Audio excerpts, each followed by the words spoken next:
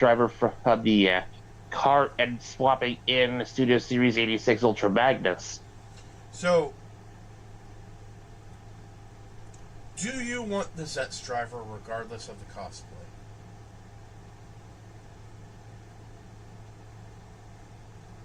Yes, Then don't swap it out. fair enough.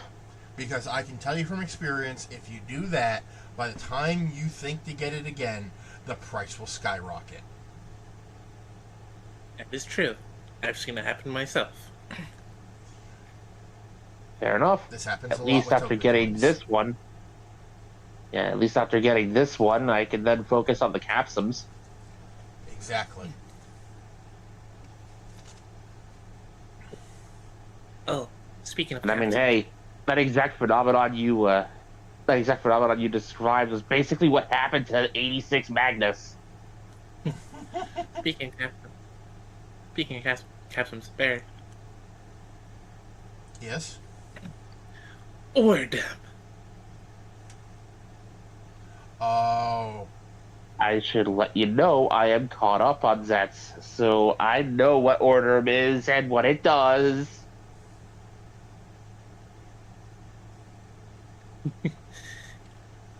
We caught up too, me and Webb. I gotta say, Wardham is kind of underwhelming, power and abilities wise. What the fuck you talking about?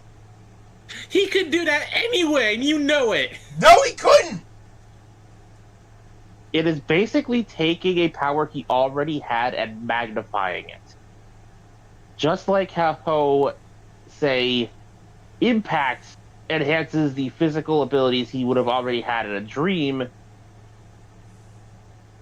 Order is basically just magnifying his ability to repair dreams.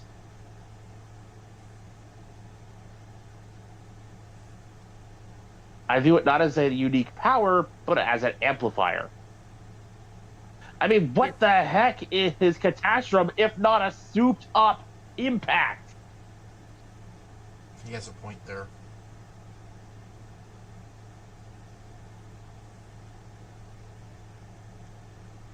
This is just personal opinion, but in all honesty, suit-wise, Kev's the suit looks amazing. Mm-hmm. Abilities-wise, I mean, I mean, it is personal opinion, and I'm not about to tell you you're wrong. I am. I disagree heavily, but I am not going to tell you you're wrong for feeling the way you do.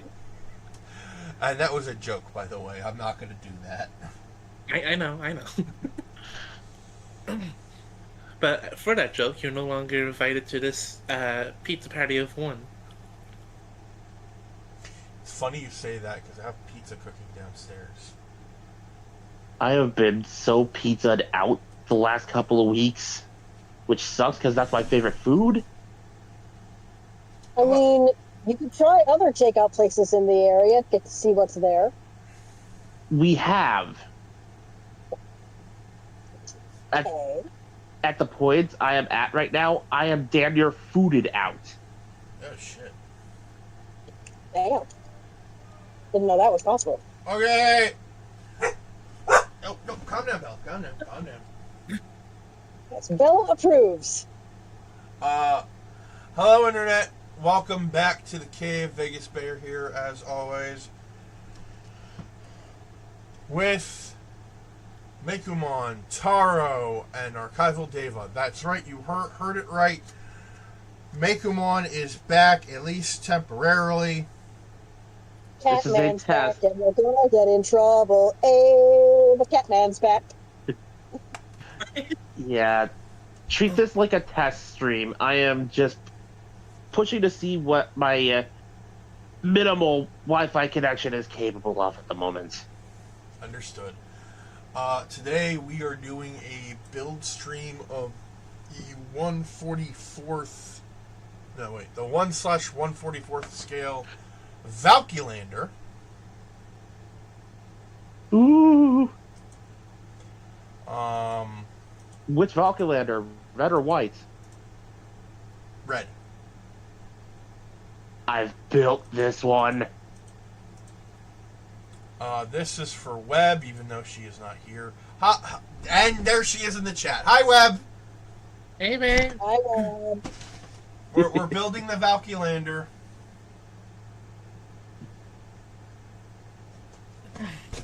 So, First, I'm going to grab my food. I'll be right back.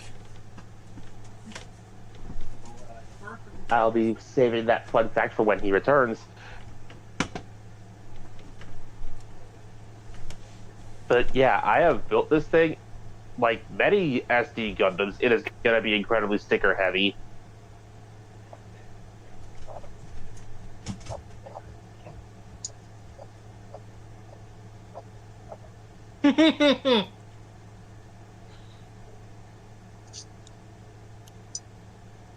What's that for?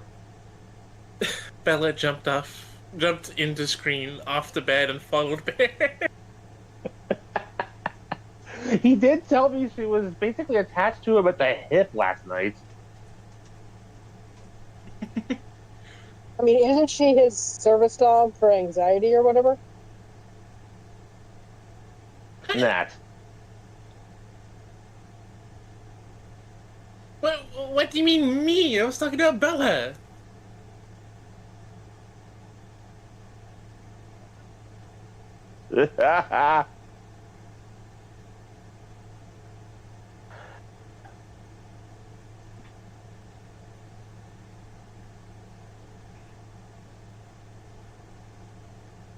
I'm just munching on pizza.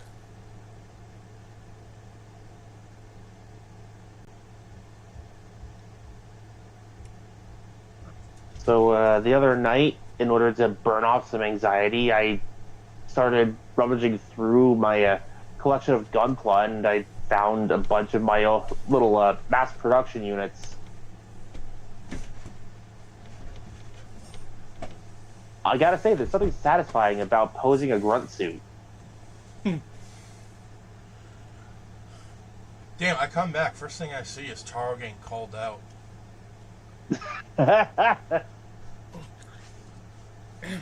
Also, I got pizza.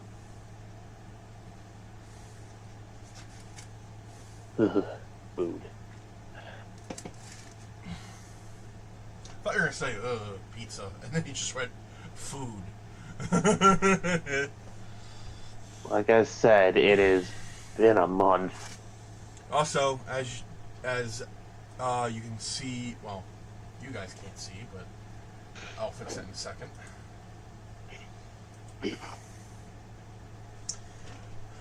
My pupper. Yeah, right there. Bella.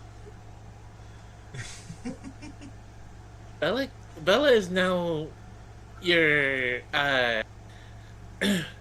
security system, or no, tracking system. Whenever you come back to the room, Bella is the first one in, so we know when you're there. I think that's something good. She's the new stream mascot. Well, that too. Also, she is the coolest looks girl. like Coolest girl.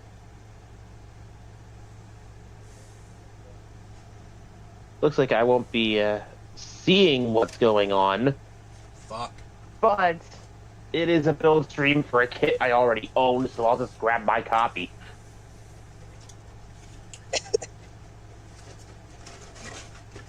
Web, you want to hear something adorable that happened last night with Bella? Oh, bro, talk. So last night she was being a little too active at 2 o'clock in the morning. So when she kept jumping on and off my bed, and when she had jumped on, I told her, Bella, it's bedtime. She then proceeded to leap face first into my pillows.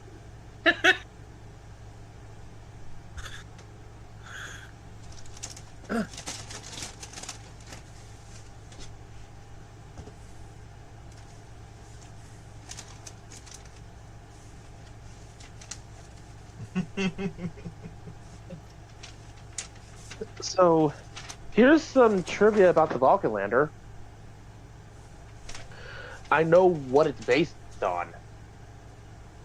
What's it based on? It is based on multiple sources, an SD Gundam series called Gundragon, which was basically SD Gundam meets swords and sorcery, so a very medieval fantasy kind of thing. Lots of magic. In this particular case, it is combining the Gundragon aesthetic with the Gundam Astria from Mobile Suit Gundam 00. Is that the one with the hair? No. Fuck. You're thinking of Nodley. Yeah. Although that hair detail will be carried over to Valkylander.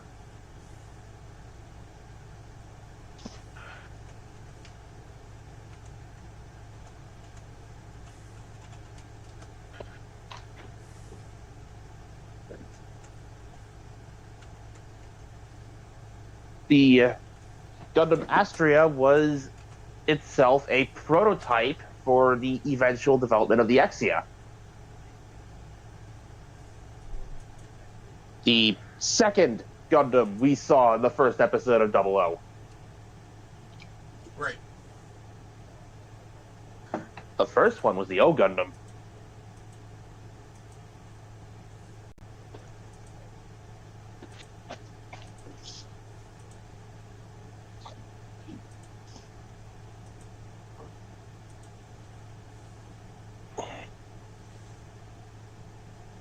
As such, you'll notice that as per usual with SD kits, there's going to be a large sticker sheet comprised of many metallic green circles. Those are the GN condensers. Makes sense.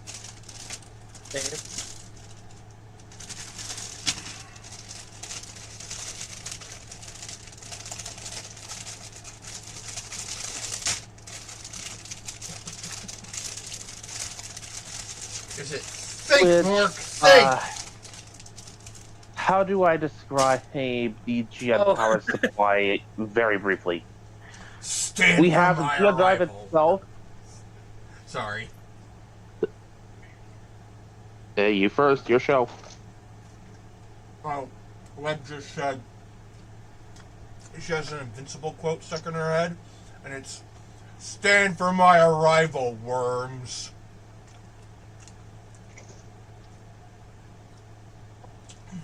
When Conquest first appeared on Earth.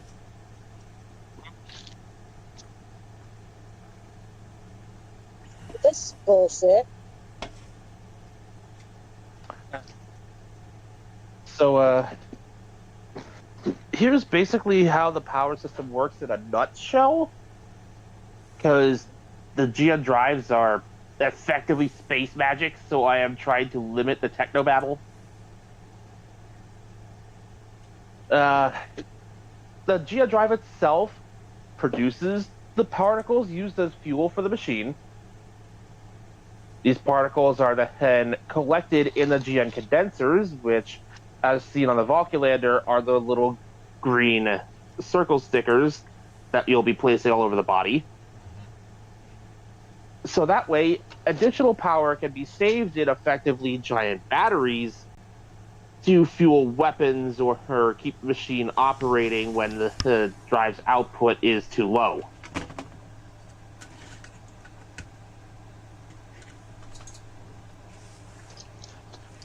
So, I also have the Avalanche Rex Buster. Oh, I have that too. I built this first a while back.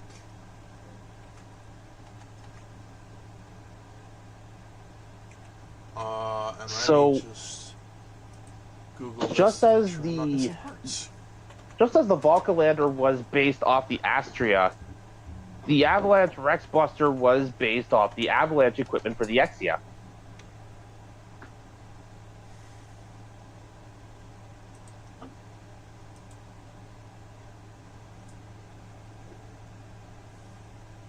Okay, good. Not missing parts. All right.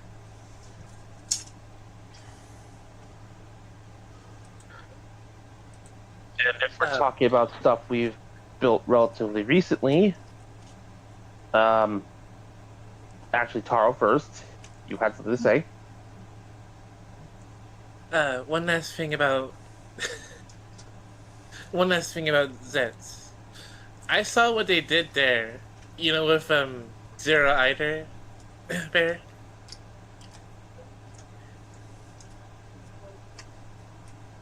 You know, when the character from Kamen Rider Akito appeared. Wait, what? When commanded to stop, the bike actually stopped. Oh! I didn't realize she was from Agito. I figured she was from something.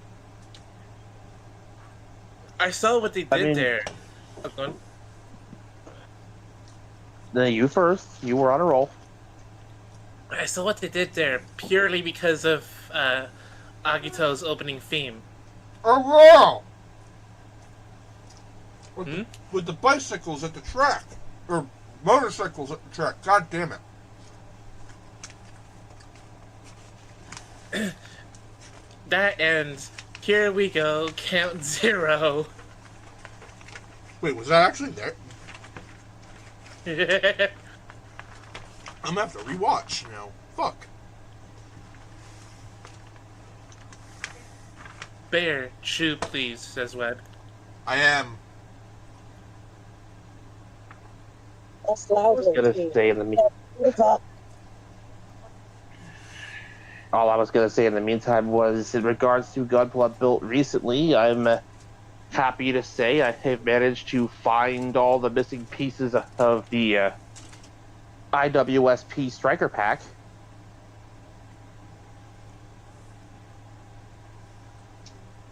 So if I should choose, I can display my Strike Rouge properly with the all-in-one. This is hella strong, but hella painful to power backpack.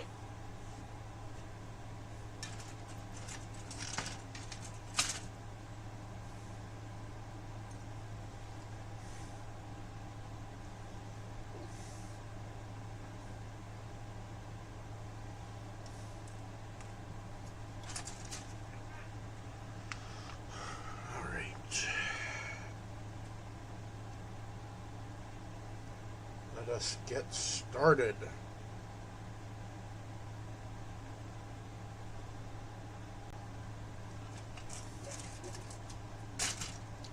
We are first working on the head.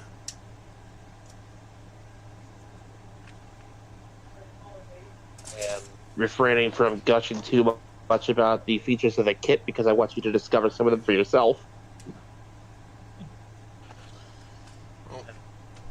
Oh yeah. Found this short bear from a Madman Fenrir.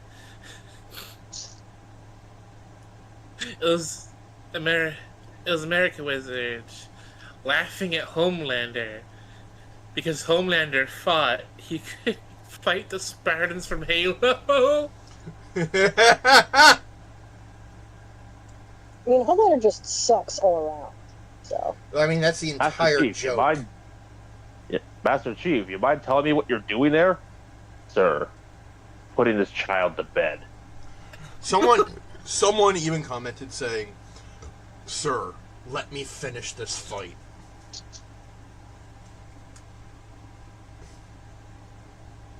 It's not a fight, it's a one-sided ass whooping. I'm still geeking out over her Homelander meets a Kamen Rider, and it just happened to be Omazeo. Yeah, Homelander's about to find out what it means to die of young age. Homelander's not going to find out anything because he's going to be erased from exist. Good. See, my thought was that Omazeo just reverses time around Homelander until he is nothing but genetic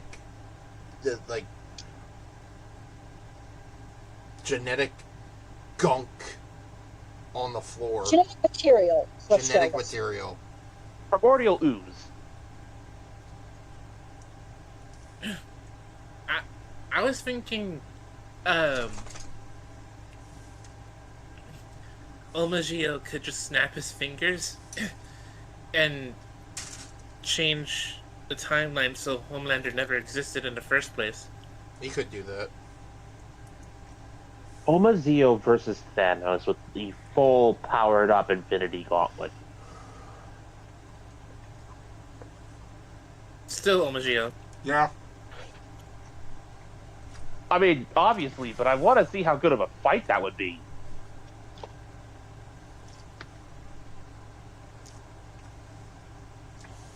Most Kamen Riders are not going to finish it in one hit unless they're in a hurry. Or unless they're insanely powerful.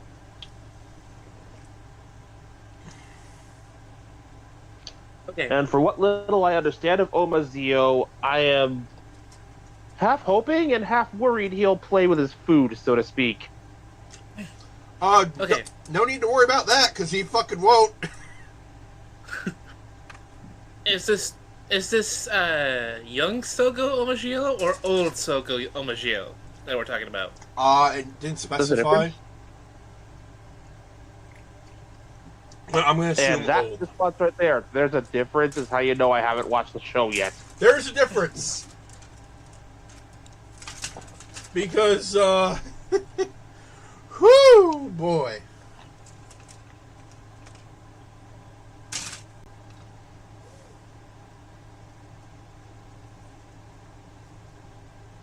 Hello, Sandrock.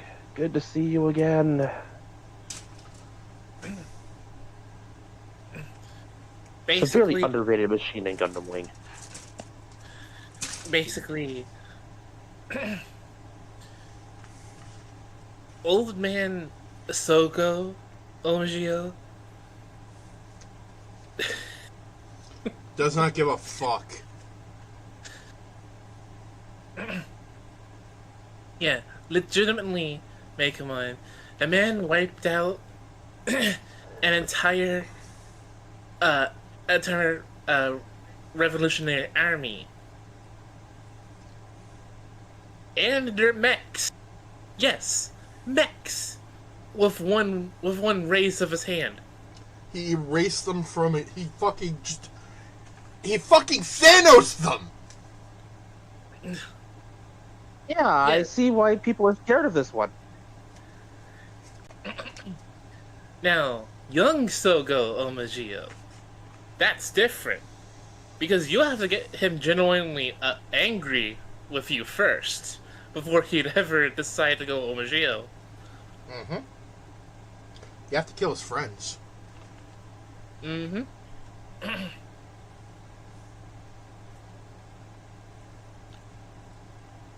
That's one way of guaranteeing that particular Omazeo will never come after me. I wouldn't have the heart. Actually, no. You have Also, to I'd kill... be too terrified of the consequences. No. All you have to do is kill one friend, and then to get him real mad, kill the other one. Oh, wow.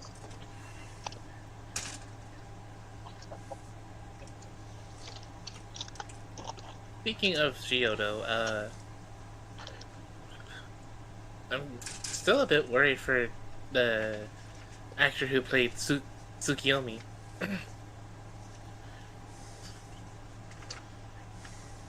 Why is that? Because didn't it say somewhere that she vanished after some one last time with Tsukiyomi? I don't know.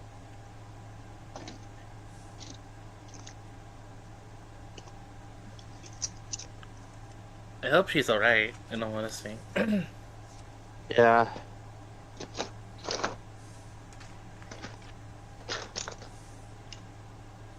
Yeah, when you look at the actors and actresses who played characters in Kamen Rider, it can be either really sad or really sobering. Or downright insulting in the case of Kamen Rider Super 1. I mean, just look ahead all the way back at the original Kamen Rider show. There was a motorcycle accident during the whole filming of a stunt that necessitated the introduction of Kamen Rider Nego entirely. Mm-hmm.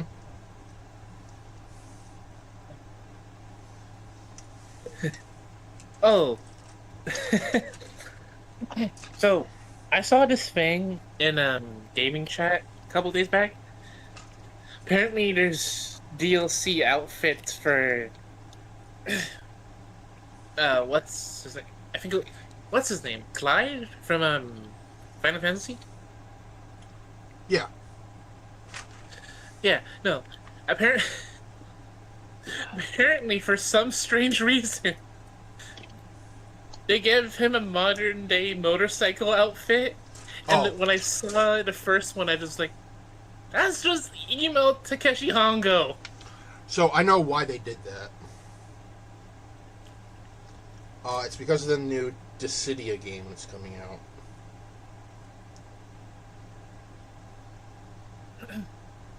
Emo Takeshi Hongo. So just Takeshi Hongo? Hold on, let me see if I can find it and send it. That is my question here. Emo Takeshi Hongo. So you mean just Takashi Hongo? Let me see. How long ago was that post? Because, yeah, what little I know about the original series is accurate. He was not a ball of sunshine in that show.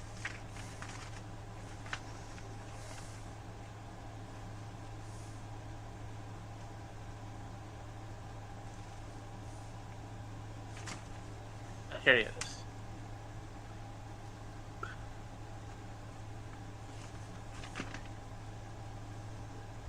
If you can make him on, look in stream chat.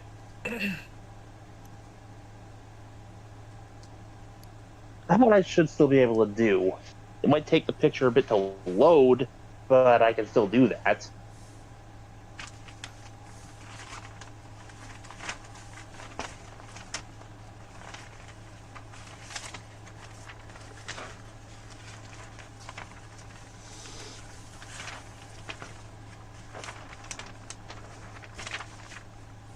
I will be right back. Hopefully.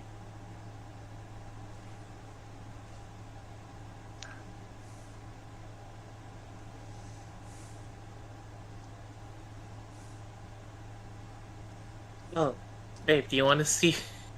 Do you want to see Clyde in Kamen Rider Ichigo cosplay?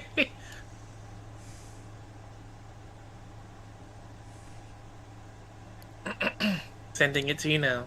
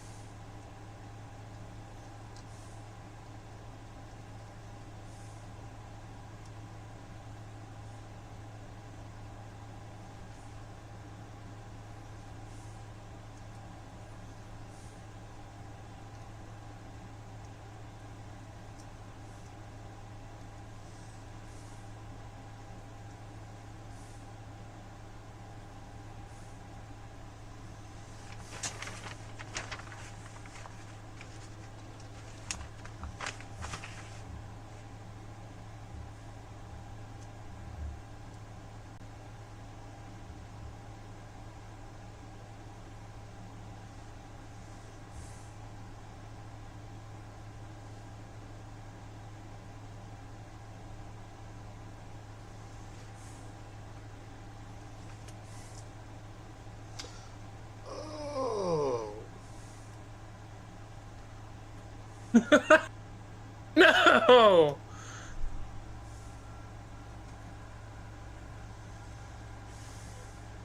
Babe, no! What? What'd you do?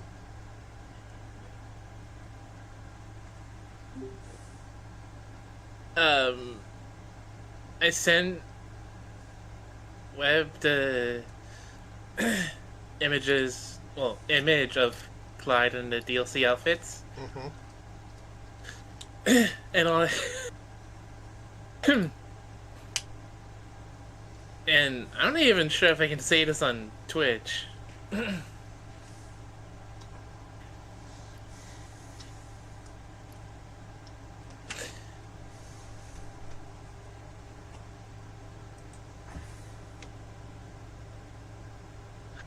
Look in the Twitch voice chat.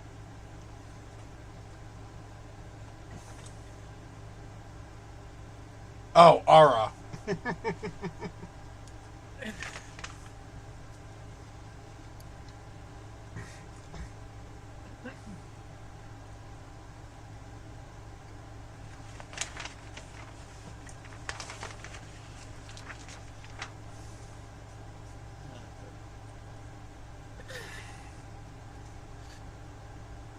So, Bear, Yes.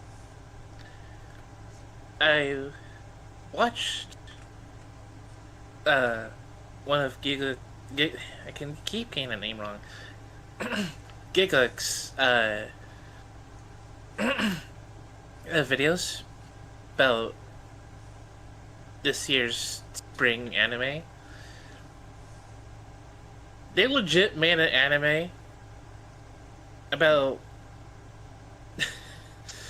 Remember that narrator guy from Kakuranger? Yeah. They made an anime about his job.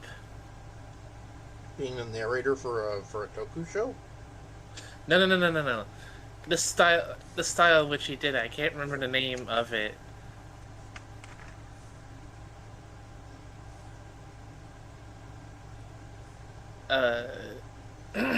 Hold on.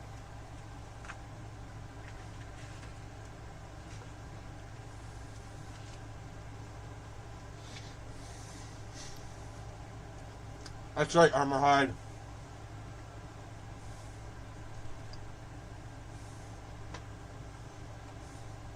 We got a little robot man.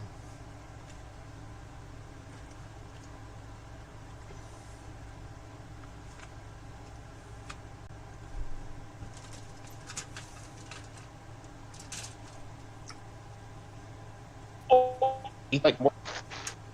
Whoop.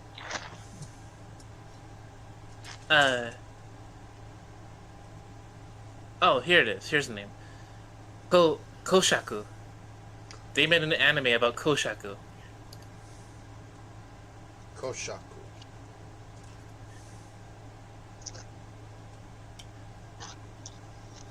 Interesting.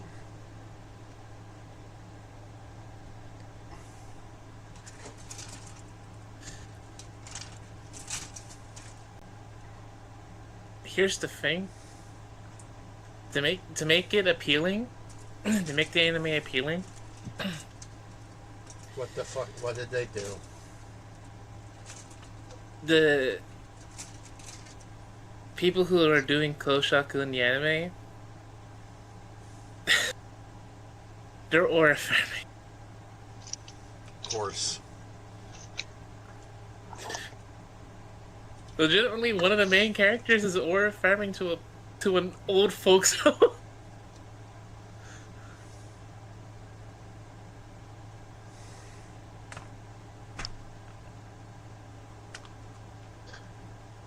What server did I wake up in? This feels like insanity.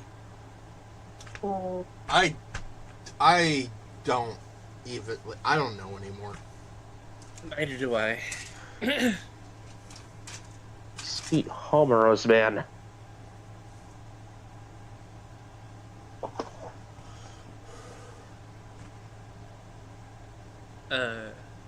Also, web post a thing in the voice chat.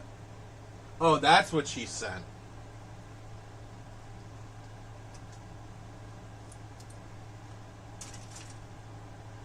Thirsty psycho lady. Okay.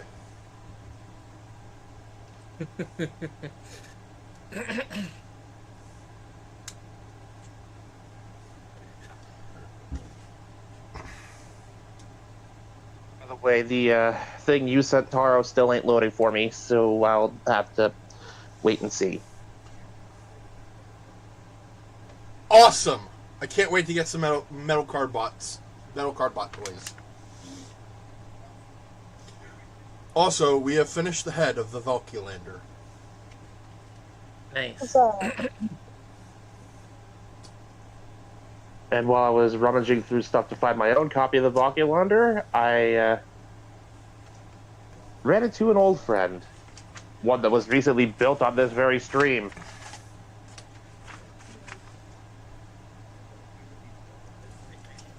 Psycho. Wing Gundam? Wing Zero. Ah.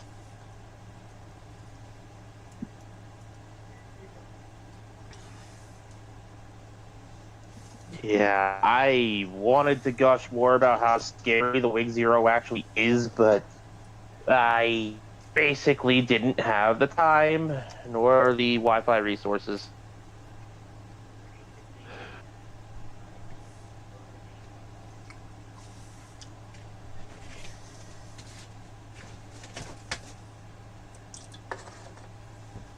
So, more trivia about the Valkylander and its pilot.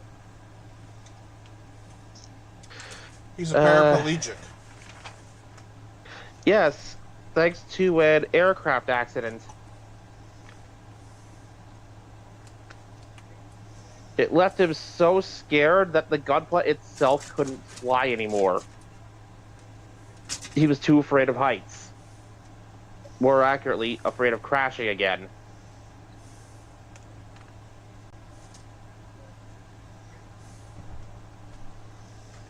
The gunpla itself kind of coached him back through that. And him joining the game and building that gunpla at all was a suggestion from his older brother as a means of trying to help him heal. There. Yes. Two things. First of all, I'm a dip. Secondly, I need you to get your whatever Nerf guns you have. We have to stop Blue Sky. Not Blue Sky. Disney Plus. What did they do? It's what they're going to do. They're making another live action. Live action what? Casper the Friendly Ghost. Alright, where's my shotgun? Apparently they're making it dark, just like Wednesday 2! Actually, hold on, wait a minute. That could have potential. A dark and edgy Casper the Friendly Ghost? Okay, maybe not dark and edgy, but like... Casper actually talks about how he died. You mean like he did in the first batch of live-action Casper movies? Yeah, that first movie was pretty good. It's also canon to the Ghostbusters universe. Thank you, cameos.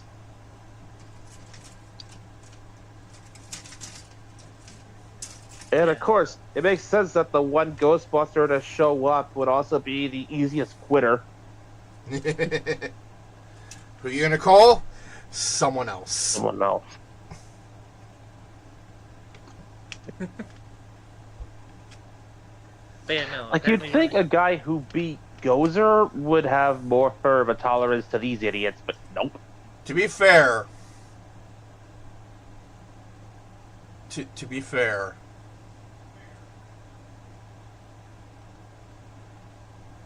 he did create the Stay Puft Marshmallow Man monster. No, fuck him. Yeah. I personally do not want a dark, edgy tone to literally the only sweet and gentle ghost in existence. Well, here's my thinking.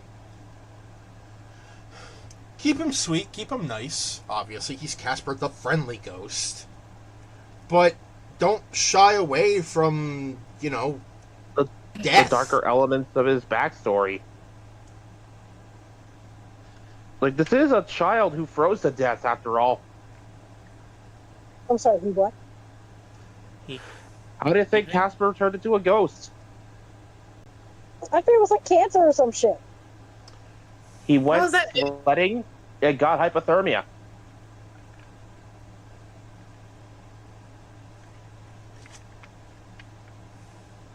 I've never actually, watched the Casper movie. This is all just secondhand information from, just existing on the internet, dude.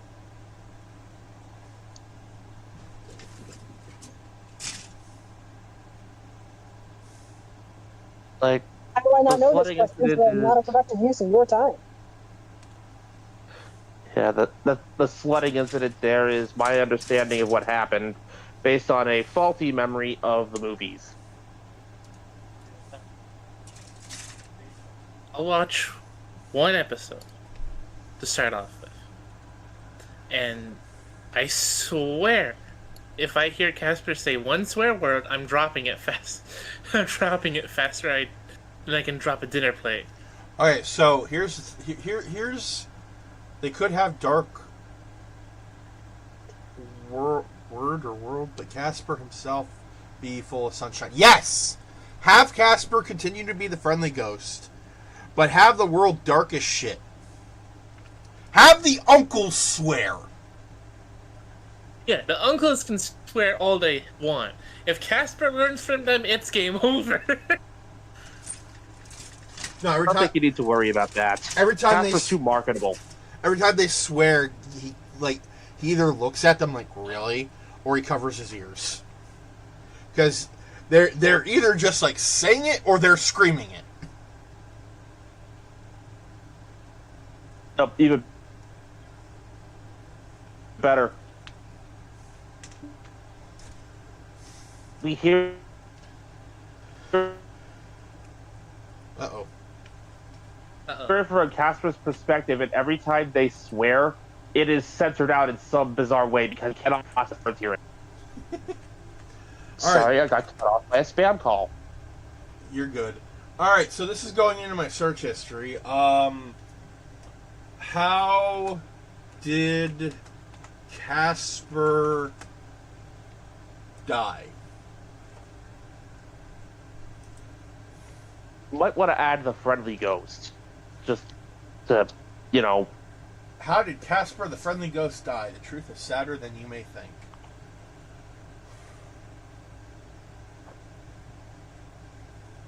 Oh, that's already promising.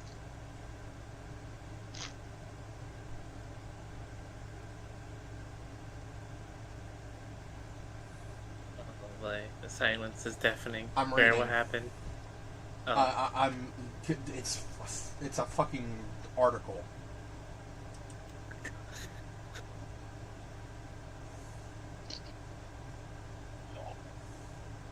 Anyone here remember that old cartoon? The Casper cartoon? Like, what was it, Haunted School or something? Really? Fairy tunes? Say it in? Oh, you were talking Casper's Scare School. a slightly Here's cool.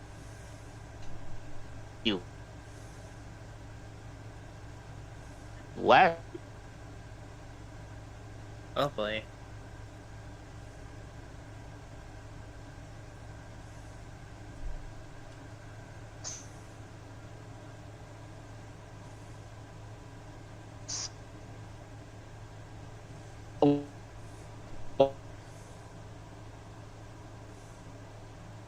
Old. Oh. Casper cartoon. Thought we lost you there for a minute, Mako. Okay, so in the Casper movie, the first live action movie, in the big screen version of Casper, the little boy initially doesn't have any memory of how he died. Yes, see, I His new human friend, Cat Harvey, takes him to his mansion's playroom to restore his memory. That's where he recalls that he died of pneumonia when he was only 12 years old. He was so happy about the sled that his father gave him that he spent hours out in the snow until he got a cold that turned into pneumonia.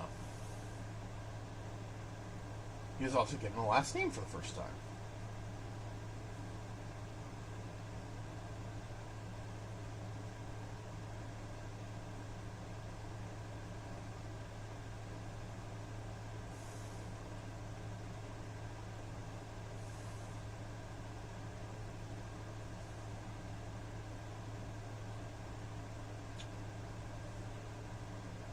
Then. Oh. Apparently, in the movie, because of Casper's death, it drove his father to insanity. And spent his own life trying to create the Lazarus machine, which could allegedly bring the dead back to life.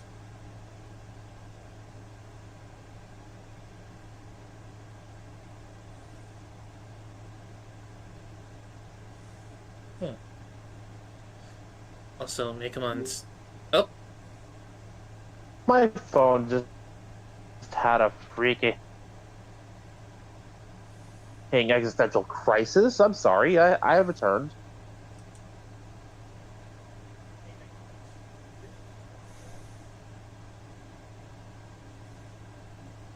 yeah. Casper's Scare School. I remember watching that. If they reference that in any way in this new Disney Plus show, I'd be happy.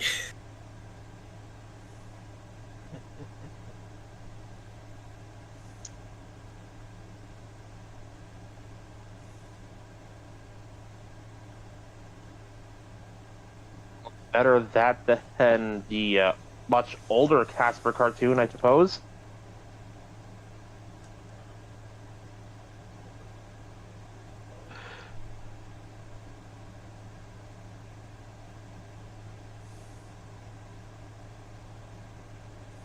Because thanks to MeTV Tunes, back when I still had, cable to watch, grumble, grumble, grumble,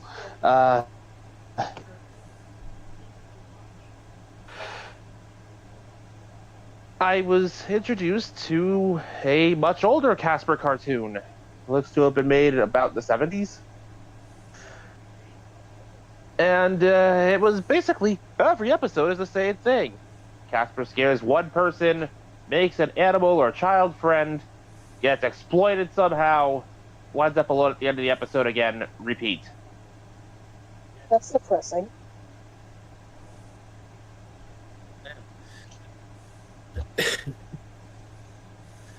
I'm a dip. Alright. Bye. Well, Not only does it sound depressing when you describe it out loud, see it a bit, Taro, it's also incredibly boring in practice.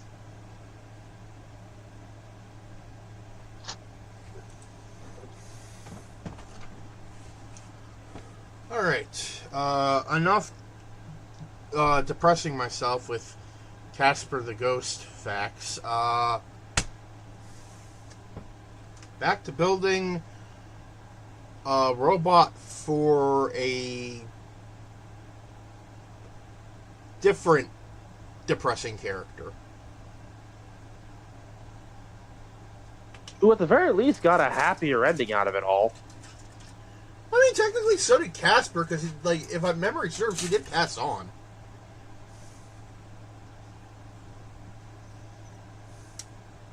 Fair. Parr didn't have to die to get it, though. Yeah. I mean, to be fair, Parr wasn't already dead either. Fair. But, at least in his case, Parr still has his real family out in the real world that love him to heck and back. He's got a bunch of brand new friends who managed to bring him out of his shell. And he saved an alien planet. All in all, pretty good deal. Yep.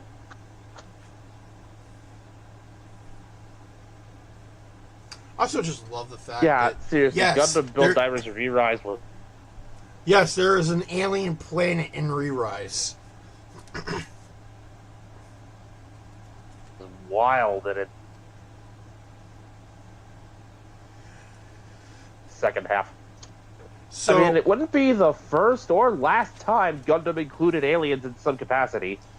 that's true. But, I love that, like, in terms of aliens, we have gotten the Turnex, technically. Technically, supposedly it came from a colony of humans who left the Earth sphere and galaxy altogether. Yeah, I don't buy that. That's just human with extra steps. Then we had the metallic. The extraterrestrial living metal shapeshifters, ELS, from Yes. Gundam 00. There's also the space whale. We don't talk about the space whale. And then we just have dog people. I'm sorry, dog people? Yeah, the aliens in Gundam Build Divers Re-Rise are dog people. And their planet is called Eldora. That's actually kind of precious.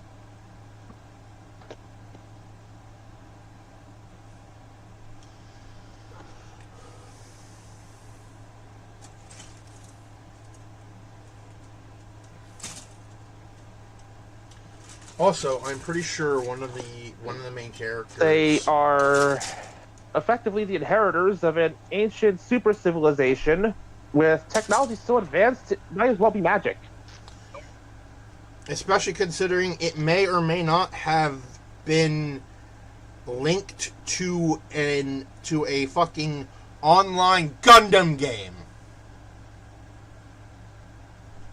Yeah, that is honestly the funniest part of it.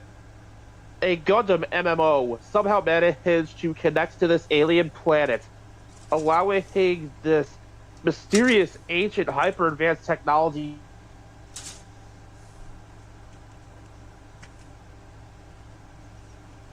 to 3D print the character's avatar through magic sand. So, Also their gunpla as fully functional mobile suits, of which Valkylander was one. so you were cut off again, but I feel like it was funnier that way because it's like you cut out, you say a thing, you cut out again, and then magic sand.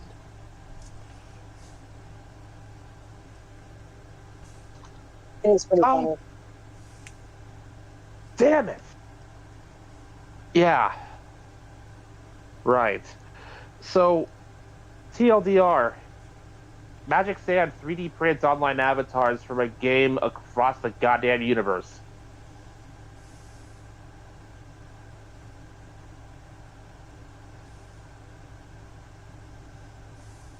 Did I cut out again this time? Nope. Nope. I was just thinking of a way to respond to that. In other words, water dry. Wait, what? Pocket sand! Pocket sand. Look, in this direction, pocket sand! As far as the main machines go, we have the Core Gundam, based very loosely upon the original RX-78-2 Gundam, whose shtick is more akin to the machines from Gundam Seed and Age, where it equips different armors for different combat scenarios. We have the Valkylander here. Mm-hmm.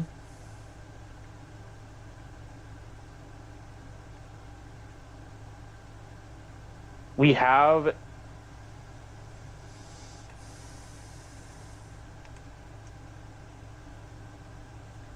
the Wodon Pod,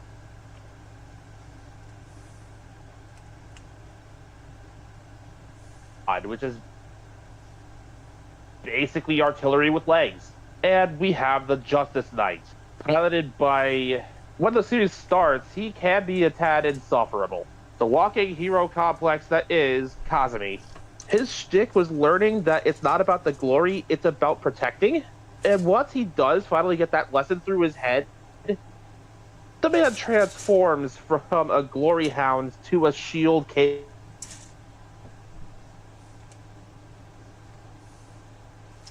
cut out capable of blocking some of the most hilarious extreme attacks. And of course, where'd I lose you this time? You cut out its Seriously, shield. guys. He is a Digimon attempting to Where did I lose transmit you? his vocal patterns over the technological equivalent of 2 cans and a string.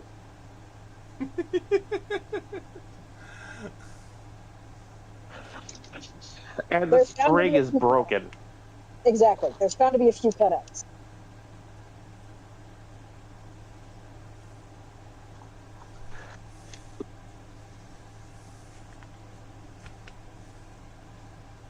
Cosby basically goes from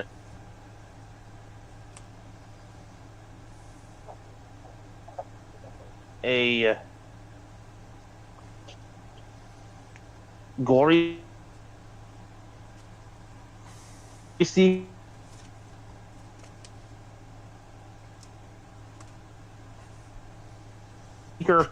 who just wants the highest score possible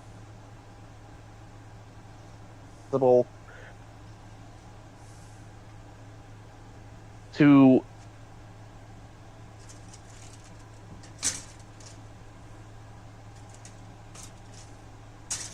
a legitimate level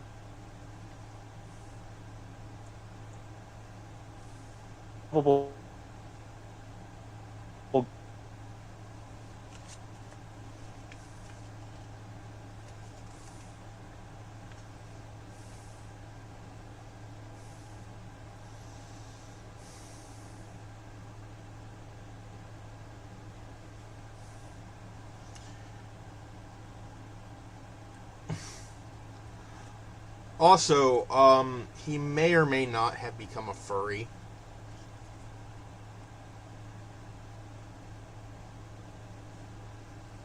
Because if I am remembering correctly, he started becoming sweet on one of the dog people of Eldora. What did I miss? I cut out for a bit. You cut out everywhere, man. It's true. Well, again, 2 cups and a string.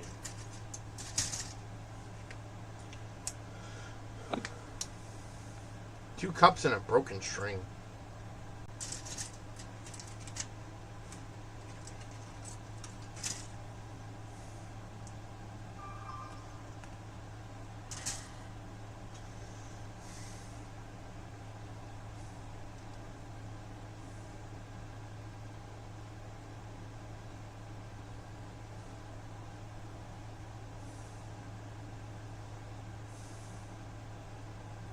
At least I found parts of my Valkylander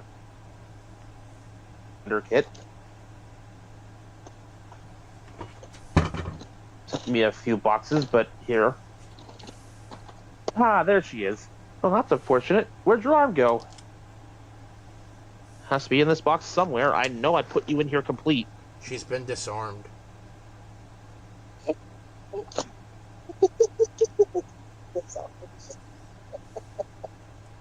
Oh. If I didn't appreciate that pun, I'd slap you. We are but a bunch of pun gremlins around these parts.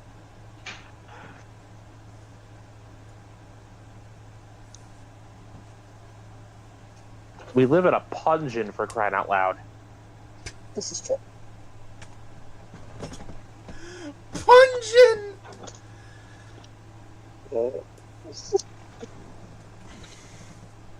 Bella, we live in a pungent. There's the arm. Haven't we been punished enough? Bella's looking around like, what, are you talking to me? Of course, are there any other good girls in here that we should be talking to?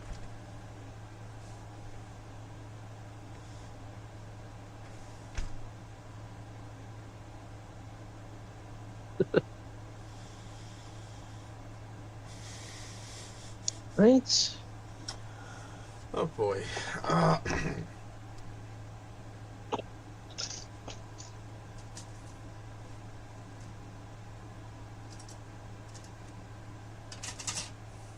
Uh, right. Kazumi's machine was based on the Infinite Justice Gundam from Gundam Seed Destiny,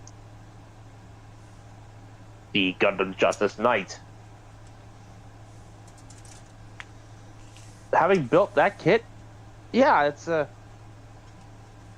really solid thing. I've had mine for years, posed it to hell and back. It's still solid. It is funny that the glory-seeking tryhard uses a machine from Seed.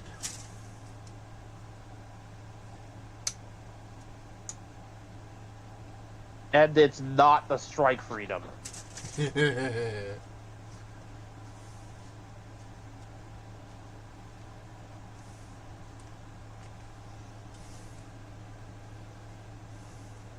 And I also find it amusing that the glory-seeking tryhard, once he mellows out,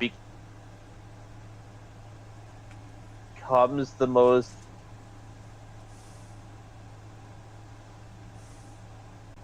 precious, adorable goober in the entire team.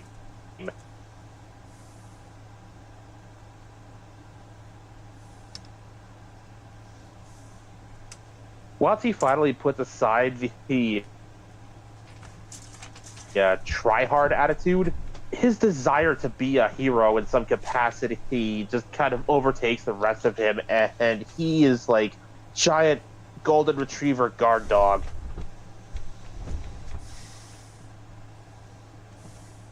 The Core Gundam's pilot is your typical anime protag pilot there.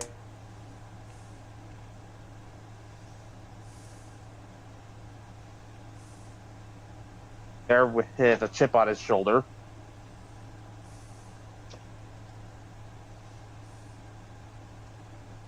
Standard fare. Yep.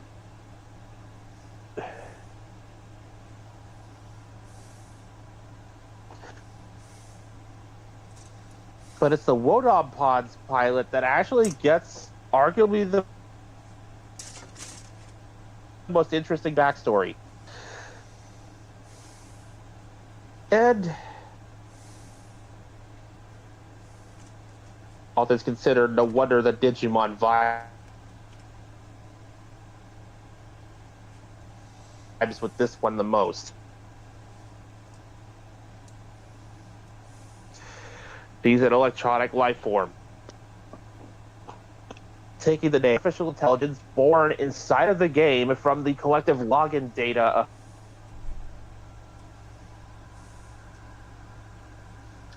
as I was saying before I got rudely dropped by my signal again. May, that's her name, is basically an artificial intelligence born from login data from so many players who have downloaded the game.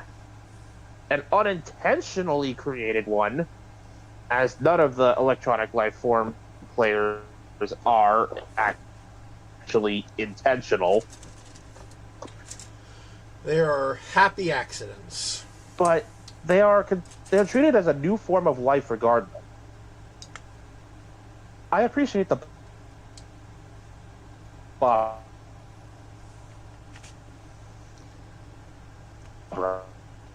I will be right back. Us.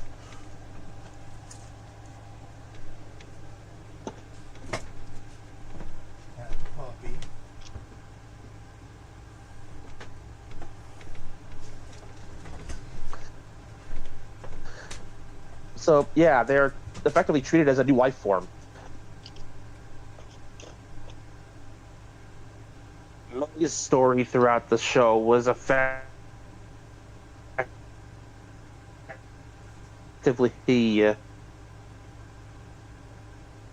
coming to terms with the fact that she had a found family over here.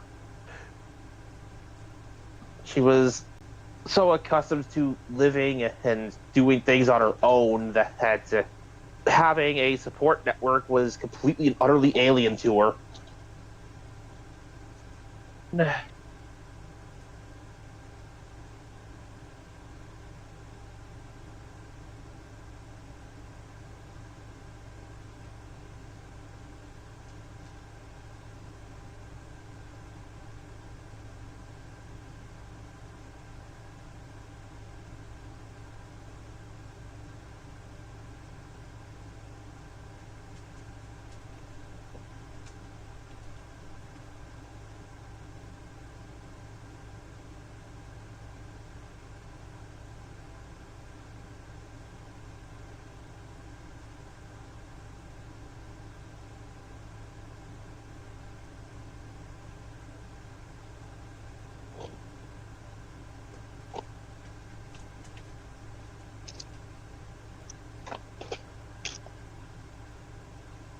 returned. Am I back? You're back. Yeah, this is basically what I've been dealing with for the last 10 or so days.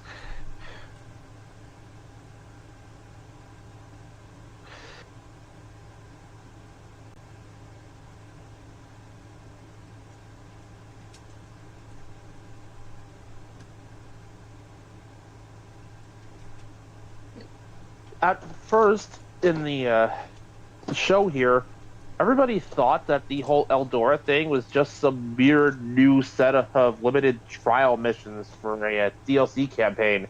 They thought they were basically being beta testers. I take it that was not the case. And it was not. They met a bunch of rebels who were fighting a mysterious force of enemy machines, collectively called the One Eyes by the native Eldoran people, who the One Eyes conspicuously look like modified Gunpla. Oh, that's not suspicious at all.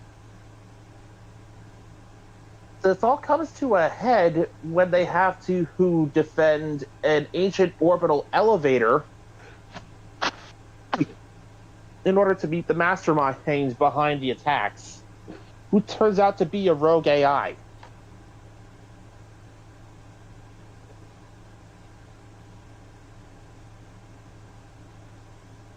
A long abandoned, ancient, damaged AI who still believes he's just carrying out his original purpose. Protecting the planet for his creators to return to, and views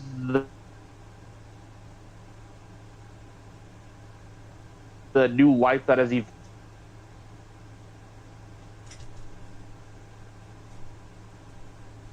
evolved here as invaders. He starts up an orbital laser to take out a massive ancient city that was being used as the base of operations for the rebellion that was fighting against him. Our heroes fight tooth and nail to prevent it from going off, and fail.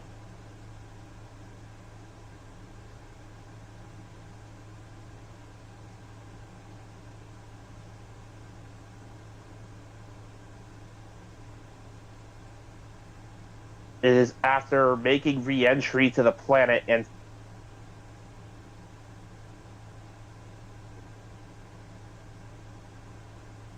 seeing the consequences of that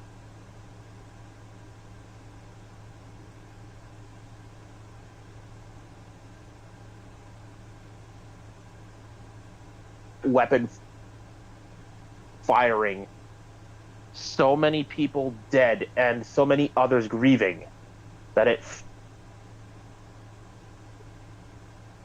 finally registers to them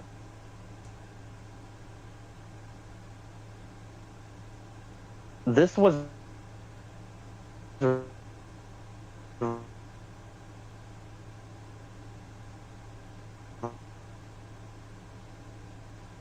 real the whole time. The weapon firing also had an unintended knock-on effect of, oh yeah, it kind of lost a massive EMP that scrambled Earth's internet connections for a while. It gave our protagonists some time to think, reevaluate, and plan a new approach, which conveniently also gave them enough time to build entirely new custom gunpla. Because, of course, this is a show designed to sell model kits. Oh, so it's like the Japanese version of Transformers.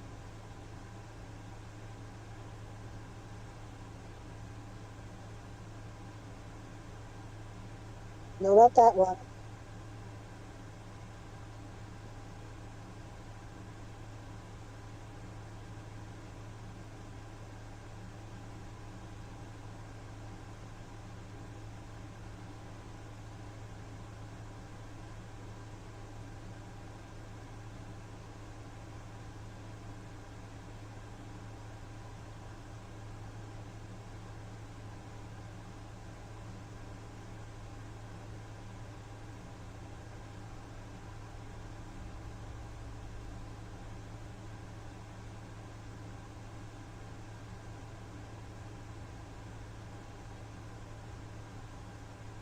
Back?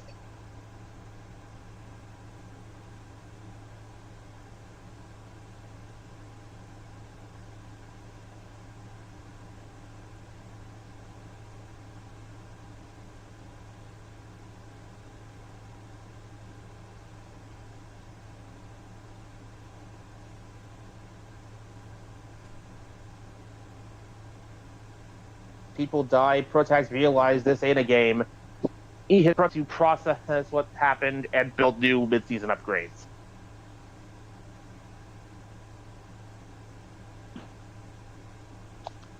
And then I responded, so this is like the Japanese version of Transformers, no, not that one. More or less. The show meant to sell toys. It's literally just buy our toys. And the great thing about it is that it's got this Shakespearean dialogue and labyrinthine plot twists in a show meant to sell toys. The writers did not have to go this Whether hard. you like it or not, you just described Beast Wars. Yeah, no, I know what I'm doing. Prime does it. Animated does it. Like, this is a show meant to, Cyberverse even does it to a certain extent. Like, it's a show meant to sell toys. It's been like that since G1. And there's some weirdly Shakespearean shit going on.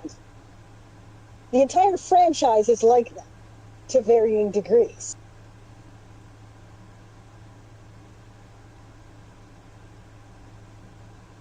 Like, there is a very specific Megatron who wound up being described in the Covenant of Primus in his own show as some type of apocalyptic natural disaster.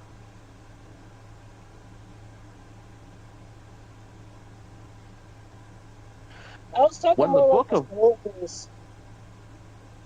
I'm just using one example. There's a bunch of them you can look for in Transformers. You can't throw a stone without hitting some kind of apocalyptic prophecy.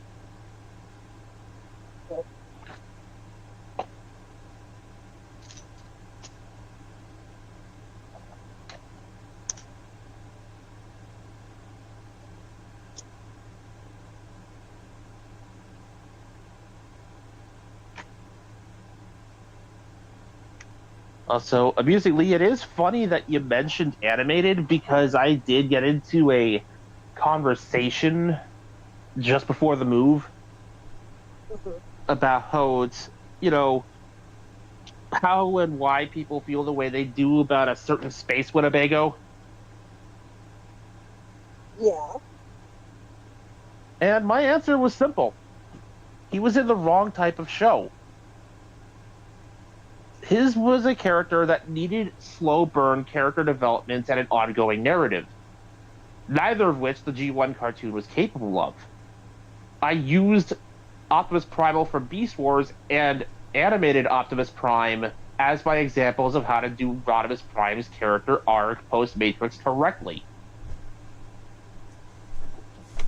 And I will die on the hill that Optimus Prime from animated is essentially Orion Pax, and he's not really Optimus Prime until the very end of the show, because all that time he's character developing and learning and growing and becoming. You know?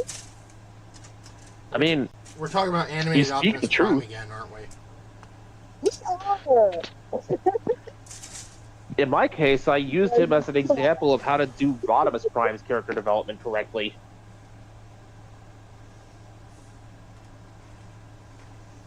Well, the first things first, you need to find someone that, likes Rodimus. I'm Which is- standing right here. I know, but what I mean is, you'd be surprised. Someone you else wouldn't who be. likes Rodimus. Hi, by the way. They could, Clearly, the people behind the IDW comics liked him. that's true. Uh-huh. They could easily just, get someone in who, has said nothing about Rodimus, and then suddenly goes, oh yeah, I've hated Rodimus for years, I'm gonna fucking ruin him. Damn it. Spark. Yep. Kind of like Kathleen Kennedy in Star Wars.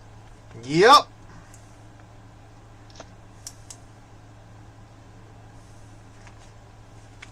Why do you think she hates Star Wars so much? Did Star Wars steal her boyfriend? No,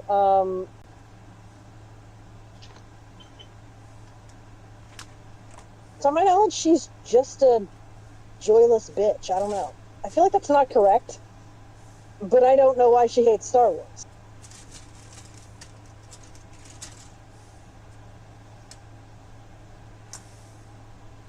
She hates it because it was successful independent of her. Yeah, that makes sense. Like, I don't accept that as a reasoning because fuck you. That's an awful reason to do something. I didn't say it was a good reason. Yeah, but that does track with what she does. Like, how many people have hated on something for good reason and gone out of their way to destroy it? I mean, I feel like Twilight deserves to be destroyed. Yes. And just when I thought I deleted that series of books and movies from my memory, you pull me back in. There is no escape, Mekomon, except your destiny. Let me remind you of the werewolf that imprinted on a baby. It's grooming. You're literally describing grooming. Excuse me, I gotta find my lighter now. I feel the need to burn something, and it might as well be the books that ruin vampires. And werewolves. The vampires and werewolves before it was cool. And now people assume that because I like those things, it started with Twilight. It's like, excuse you, you will put some respect on Amelia Atwater Rhodes' name. Oh, you liked vampires and werewolves? It must be because of these books. Bitch, I grew up on Scooby-Doo. Bram Stoker laughs at your ignorance. I love that Irishman.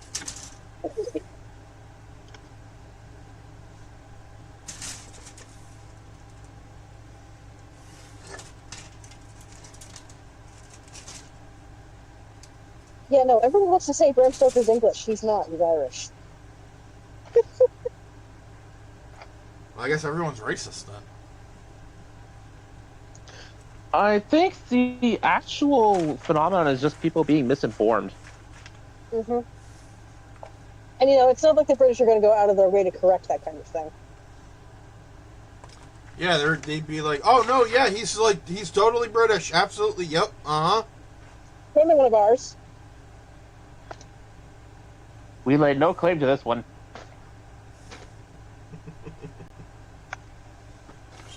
Any excuse to downplay the achievements of the Irish, you know.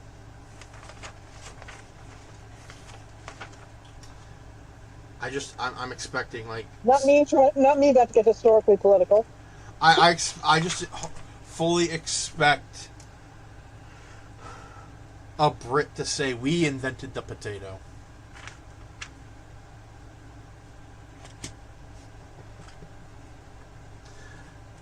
That was Mother Nature. Oh, y'all. You guys want to hear a fun Tumblr post I recently came across? Came across my dash? Yes. Okay. Shoot. So apparently this person's biology teacher was going, hey, what is the parasite that caused the Great Potato Famine? And this person is apparently fighting for their life against the urge to raise their hand and say the English.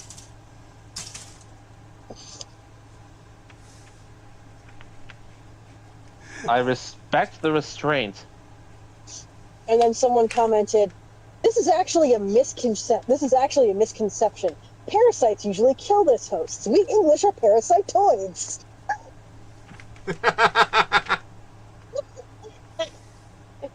Credits to owning up to it. Oh yeah. So have I ranted about the potato famine to you guys? Like why it was not a famine but a genocide? No, I do not believe you have. Really? I'm listening. 12 years and you okay. Do you want to hear it? Yes.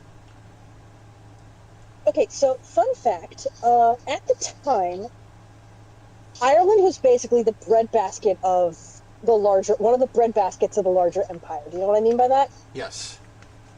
Okay. Well, they were easily growing food, raising animals, producing milk, butter, eggs, cheese, all that stuff. Like, they were in full production. Nothing was wrong with it. The only thing that was affected by the blight was the potato. Now, here's where this intersects. The only thing they were allowed to keep to eat for themselves were the potatoes, which I will remind you were blighted. So they were surrounded by more than enough food to feed themselves, but they had to give it all to, there's a better word for this, but the the English overseers, and have it shipped off to England, and from there, wherever else the English wanted to send it. So, the manager. The managers came. Mm-hmm. I've heard stories written I down remember that word too. accounts. The landowners would come. They would confiscate anything you could, and if you tried to keep anything, you would be beaten or killed. Keep anything to feed yourself and your family, it would be taken from you, and you would be beaten for that. Jesus.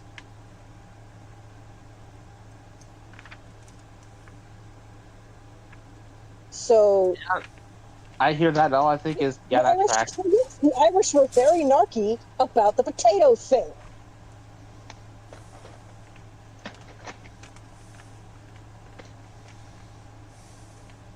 So yeah, and also there's documentation from the time period to suggest that the overseers knew this was going to happen and figured, well, they're a rebellious lot anyway. If we starve a few of them to death, maybe they'll be less troublesome. You clearly don't know the Irish. I mean, 700 years, at least, Ireland had been a colony of England. You'd think they'd have figured that out by now, but apparently no. By then, but apparently no. So yeah, getting ground under heel like that for that amount of time does things psychologically to a people. I'm not surprised the troubles happened.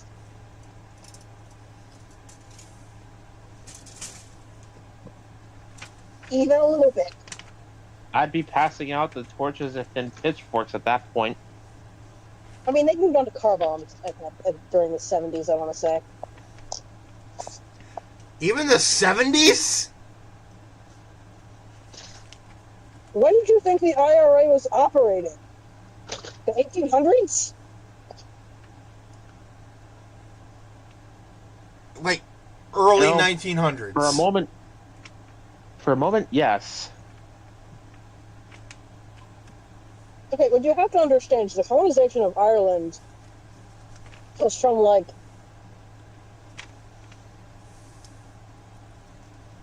God, I want to say the 500 to fairly recently. There are people, like, they're very old, but there are people alive who... Let me double check these numbers before I start saying them online to an audience.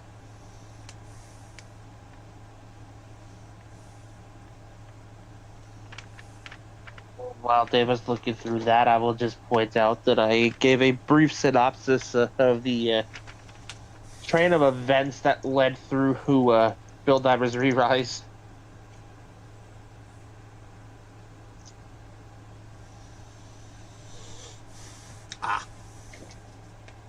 The moon laser.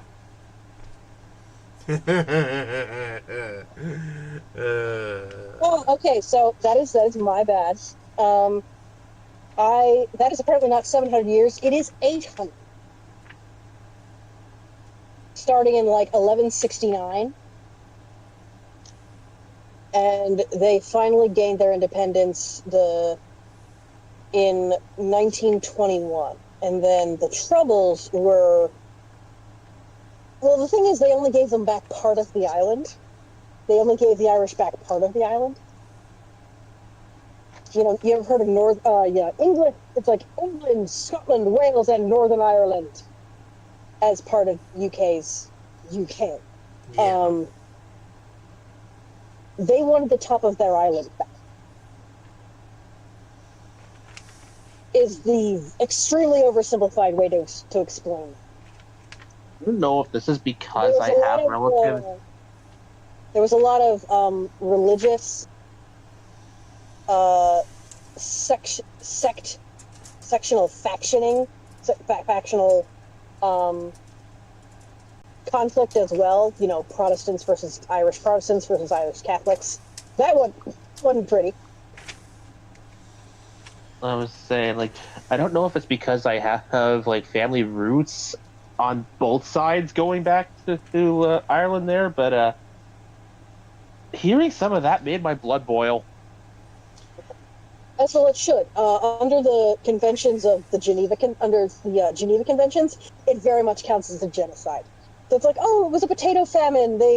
All of their crops were blighted, and they didn't have enough money to buy from. It's like, no, only the potatoes were blighted. Literally everything else was producing just fine. They just weren't allowed to feed it. And the British knew this.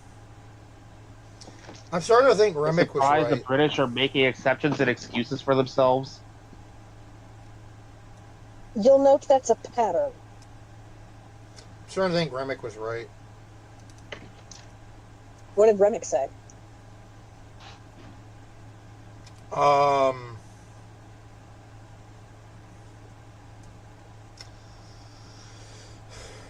Basically,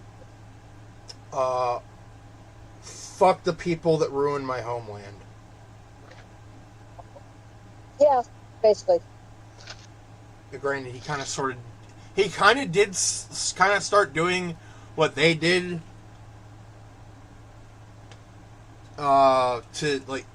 He was kind of doing the same thing through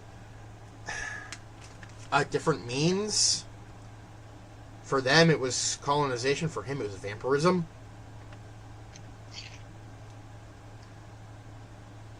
So, two more things I think will be of interest to you lads. One is anecdotal. I'd have to look it up to be sure of its veracity, but it sounds in character. So, you were saying, like, one was colonization, the other is vampirism. I dare to ask, what's the difference? But I'm Tish. So, apparently, the ruler of India, because India was... like the native ruler, not the English governor. India was also part of the British Empire at the time. Tried to send over money to support, buy food for the Irish so that they wouldn't starve. And apparently was told he was not allowed to send that much because it was more than the Queen had given. How dare you try to make yourself look better than us?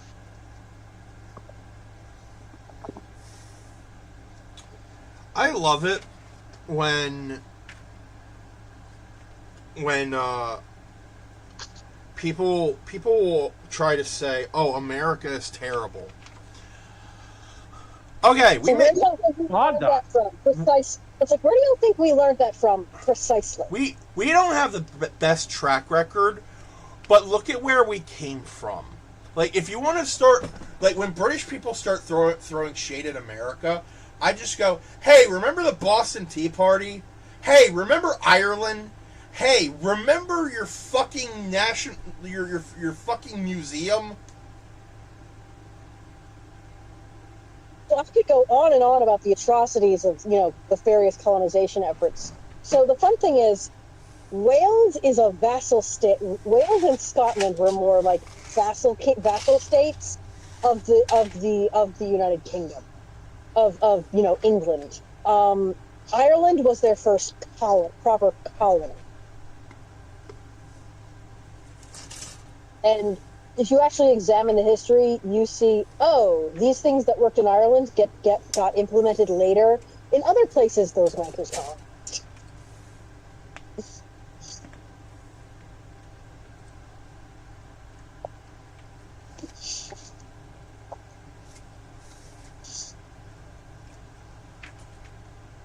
Okay, I told you a lot of deeply depressing and, facing humanity shattering stuff. Do you want to hear something funny? First, Please. allow me to tell a joke. Go ahead. So a new Mighty Morphin Power Rangers project was in the works. And it was being made by the British. And some fans noticed that they lacked the teenagers with attitude part of the whole thing. Someone said, well, they are British. I replied with, the last time the British had any attitude, my ancestors threw their tea into the harbor.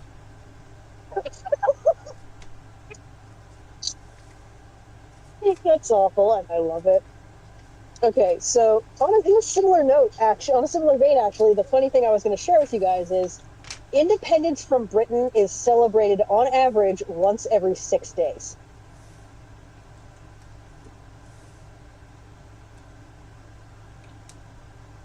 That's depressing and hilarious. I call it hilarious. No, I'm serious. They have handed out 65 L's in Wars of Revolution, Wars of Independence waged against them. Oh my On god. average, every 6 days. 65 L. And counting. Looking at you, Scotland. Oh. So if anyone starts talking shit about America, all I have to do is just point at England. We learned it from them. Take it up with the Brits. We learned it from them. Take it up with the Brits. If you think we're the worst, why don't you take a look at a history book? All I will say is, if you think we're bad, it's not our fault. Look at Dad. Yeah, most people go, "Oh, the United States is the worst. The worst." I will freely admit and own the fact that historically my country has done some pretty fucked up shit. But Same. Recent years aside, we've always been very open about the fact that yes, we have done fucked up shit. We're sorry for it. We're trying to make up for it. We're trying to be better. The European countries criticizing us do not do that. They have equally, if not worse, shit in their histories, and they kind of like to glaze over it and go, "Oh no, we didn't do that. But that didn't happen." Like, we may have done some terrible stuff, but we're at least honest about it. We are at least honest about the fact that we're at least honest about the fact that historically we have been awful. But and we're trying to do better. Yes, we're trying to do better. We are remorseful for the things that we've done in the past, and are trying to do better. You'll note that the folks, the countries the folks are from who are criticizing us in this manner, their countries have done equally, if not more fucked up shit. And they are neither penitent nor particularly forthcoming about what that stuff is. If you want an interesting read, take a look at Japan circa World War II and look up something called Unit 731. I'm sorry. Oh, Lord. Okay, do not do that. You have been warned. It is a trap. You are going to suffer psychic damage. Do not. If you thought... No, I'm not going to say that. That's going to get me in trouble. I was about to say something that was going to get me in trouble. So one last thing. You can tell someone... Okay, so you know what a diaspora is, right? What? A diaspora. What is a diaspora? Okay. So it is the collective of people who have emigrated from a country. Okay. And including this is people who were forcibly emigrated, like the West African diaspora, for example. People whose ancestors came from someplace else. The collective of that place, everybody. Like, For example, this is about the Irish diaspora. People whose ancestors came from Ireland.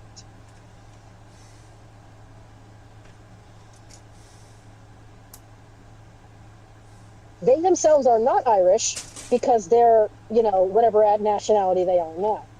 But ethnically and genetically, they're Irish. But genetically speaking, they can trace their roots back to Ireland. That's a diaspora. That's the Irish diaspora, like the German diaspora or the Japanese diaspora. Okay. Get a basic concept here? Yes. Okay. So you can tell when a person's family left Ireland, a person in the diaspora, you can tell when their family left Ireland based on the presence of a specific set of genes. They do not have them if their family left before the potato famine, and they all have them after if their family left afterwards. If they might or may not have one or two of these particular adaptations if their family left before, but afterwards they will have all of them, and every single one of them will have them. Do you want to know what they are? Yes. A specific set of genes that make you short, make you retain weight, and make you process starch more efficiently. Like you get more out of starch nutritionally.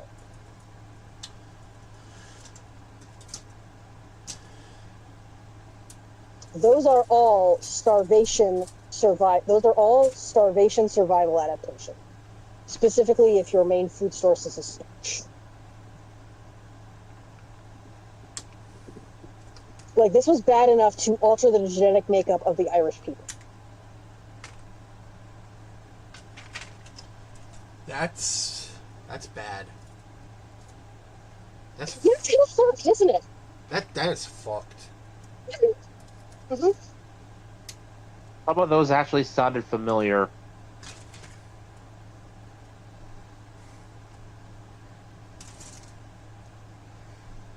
A couple of those have been in the Miku mom side of the family.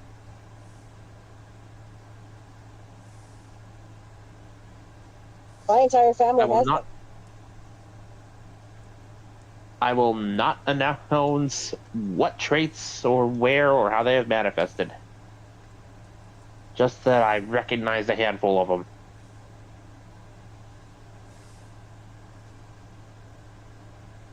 Yeah, no, those are. It's neither those traits by themselves are neither good nor bad, but paired together that way, they are very much a survival adaptation against starvation. Because if you're short, you have less body mass to feed. If you retain weight more easily, like you have a store against leaner times, the processing starch more efficiently. That was essentially their only food source. So, you need to get all you can out of that particular food source.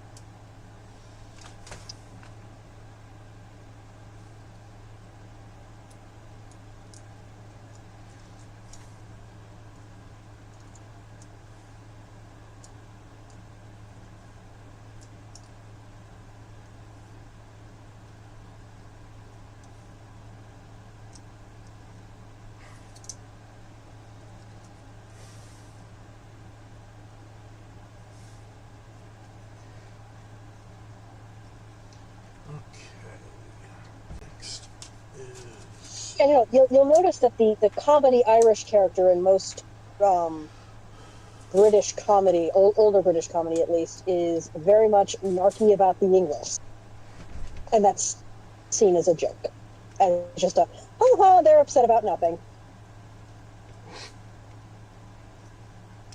I would hardly call that It's nothing. it's like the Irish have a narc on. What are they upset about this time?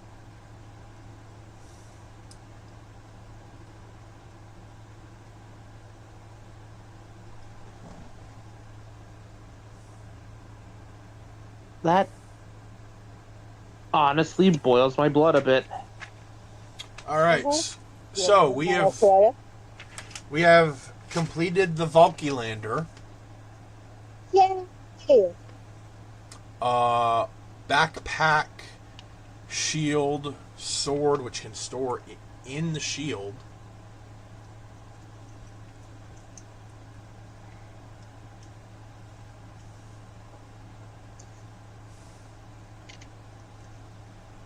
I have been steadily putting pictures of my own copy of this kit into the stream chat, by the way. And also, it's 2 guns, which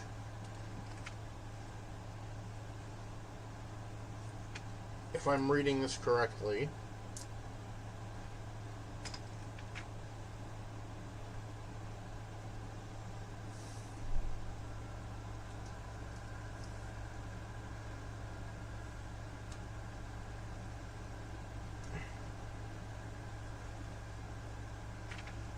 Substitute.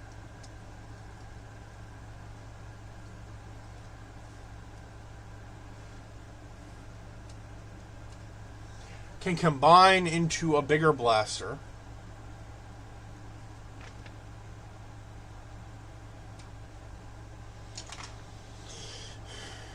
And now for the fun part.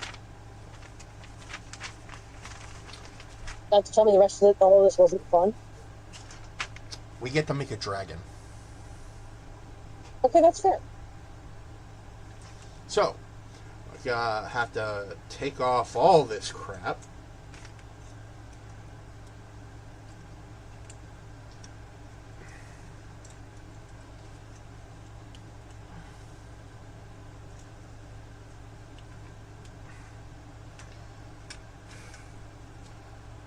And take off. Oh, nope. Not the whole foot. Come on. Oh, damn it. Ah, there we go.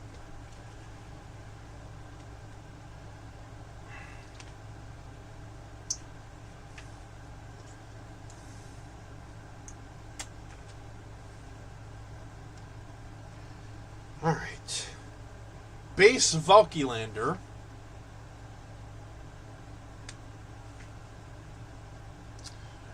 And then to start this transformation, we take the eyes, spin them around so that they're blank. Put this back on, and then we flip out the green visor.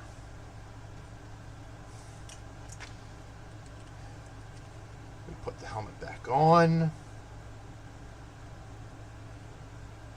And then push the legs together as much as we can. And then angle the feet. Spin the arms.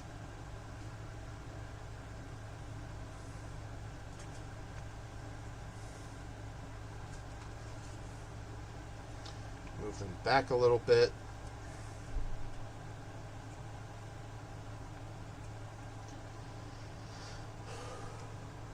And then Hello. I return. Huzzah! With a web in tow. Yay! Hi. Hi, it's been a while. Too long. You missed some shit. Work. That's all I can really say. Oh no, I meant I'm on the stream just now.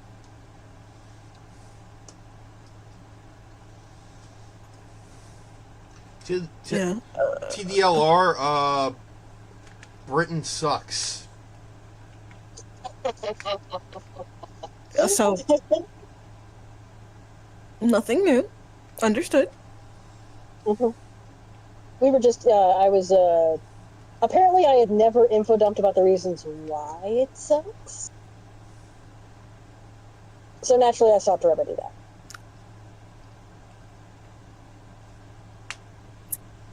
Had to set the record straight.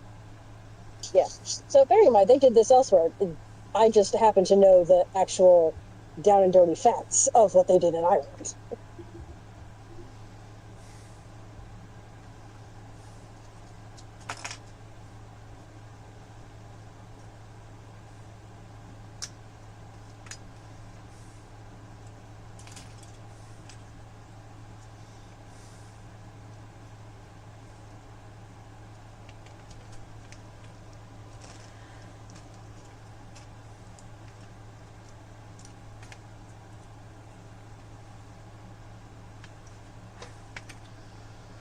All right.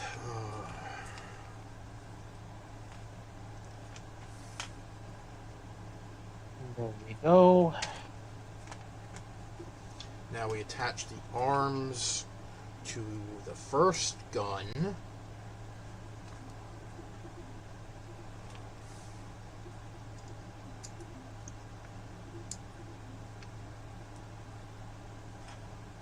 Put the dragon head from the shield on top of it.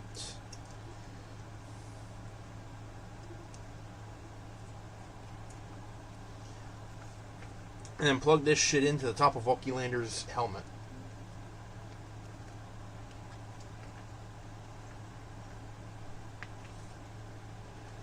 And then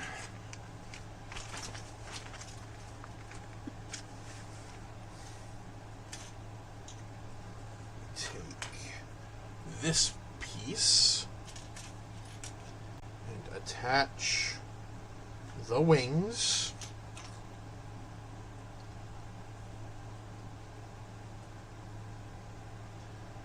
Raise the hair.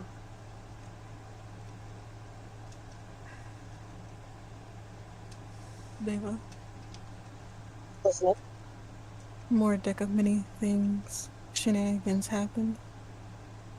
Oh. Yeah.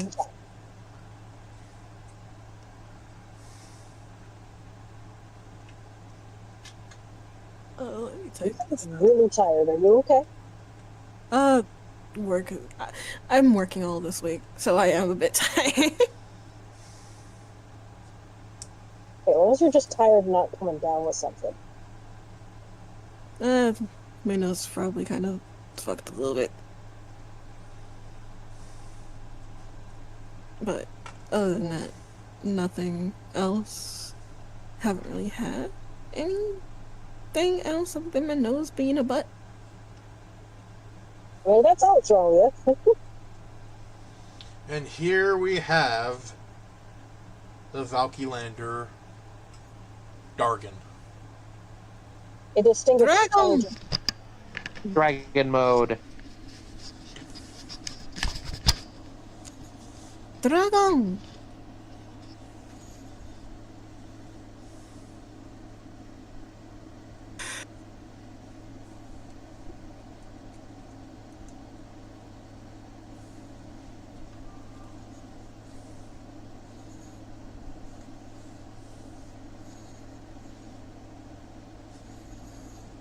Now I just gotta hope that my internet lets me send all this shit without dropping the call for a fifth time.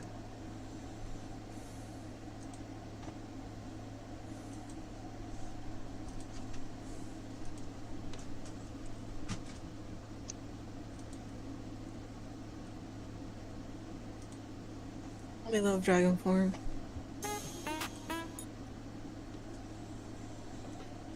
Dragon form is pretty cool. So, here's a fun fact for you.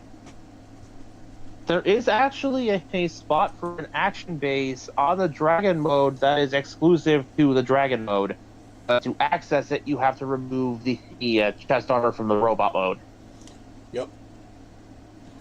This part right here. Mode in that sentence.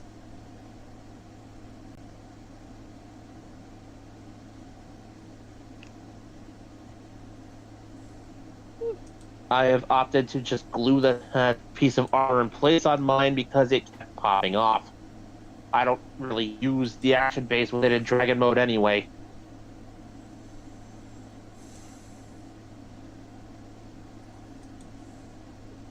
Now, the thing I want to know is if the Avalanche Rex Buster can combine with a Dragon mode. Take a look at the pictures I've sent, and the answer is yes. Oh. The base block on which you mount the gear for the Avalanche Rex Buster can mount the Dragon mode parts while you're using the aforementioned Buster. But there is no way to mount both pieces of equipment at the same time in Dragon mode.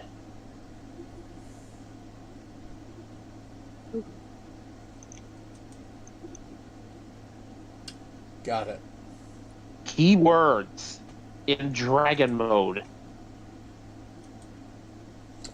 It also occurs to me that the Rex Buster, or the Avalanche Rex Buster, is unfinished because evidently I forgot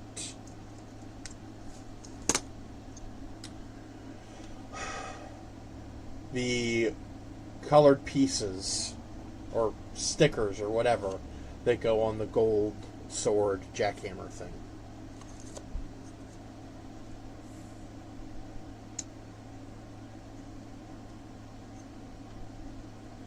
Ah, well.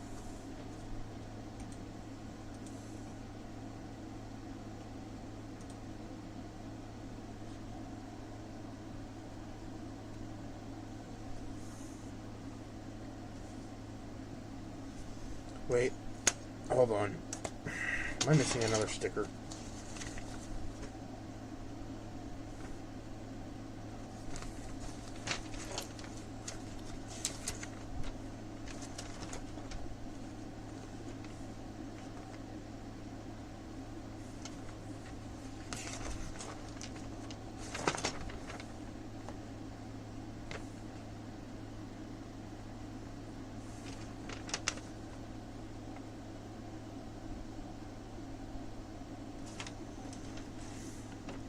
Sticker 5. Where the fuck do you go?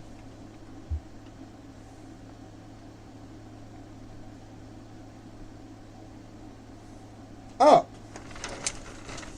Go on the ponytail. Or, not ponytail, but... Yes, that is the GN condenser on the back of the head. It looks like a rat tail.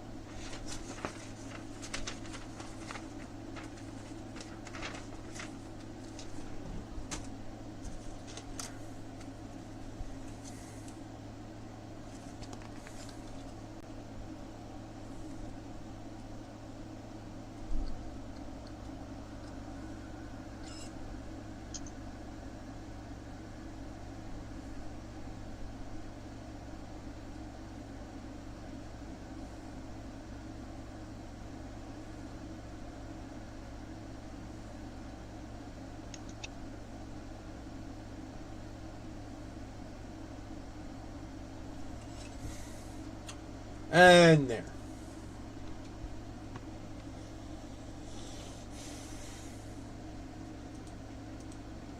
Now then.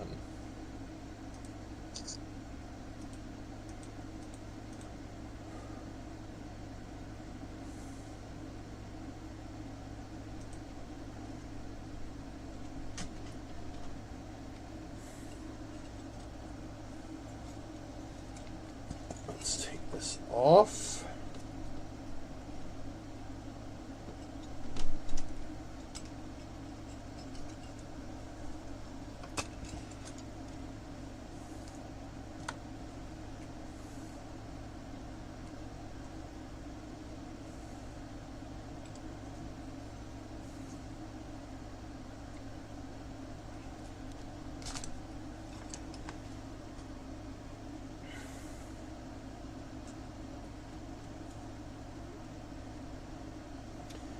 And get ourselves equipped with the Avalanche Buster.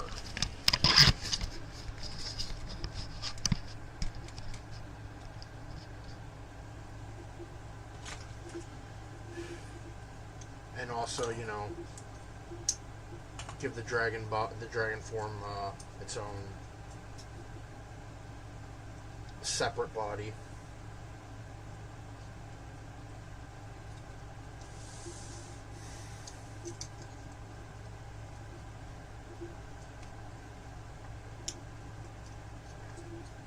So, fun fact, in the show itself, the Eldoran people noted that the Valkylander, especially in its dragon mode, looked like one of their guardian deities.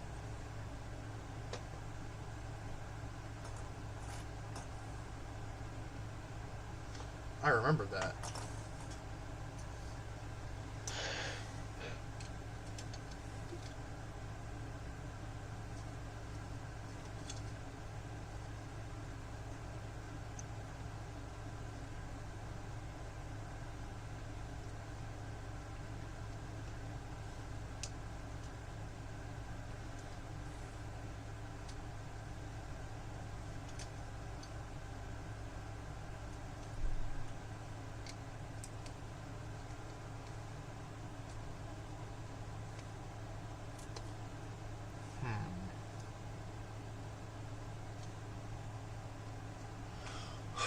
I'm gonna have to look up instructions.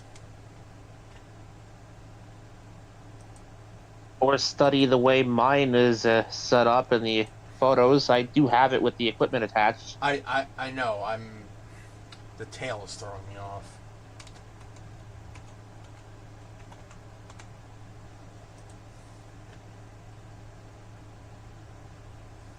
Attaching it to the block.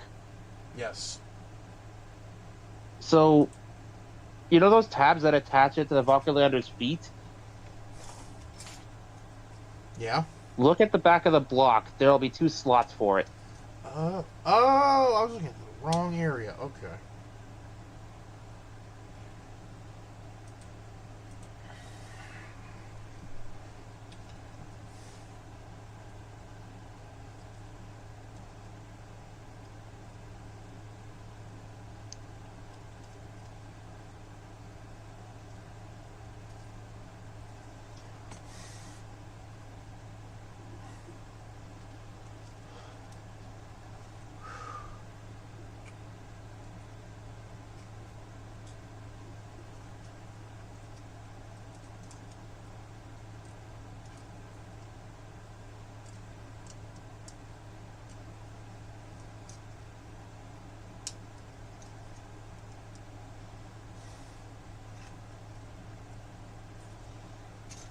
Right.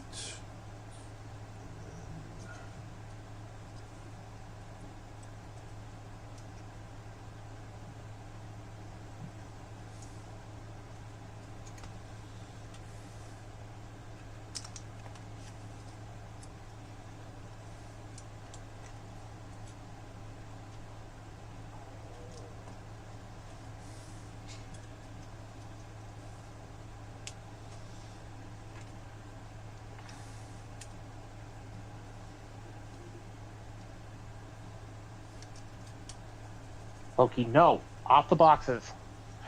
Silly cat.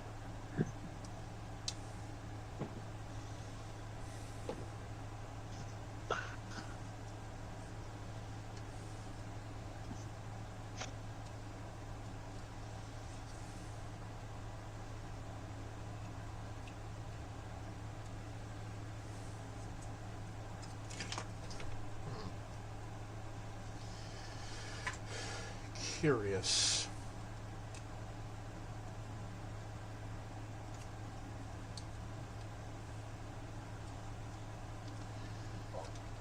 Oh.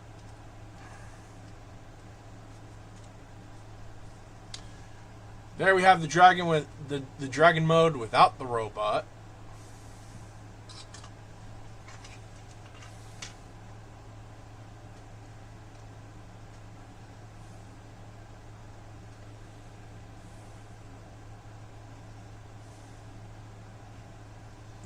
Let's see if we can't figure out.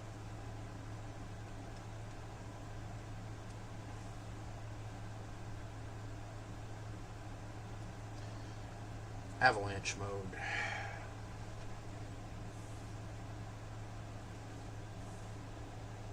You may use the photos I've sent as a guide if you wish.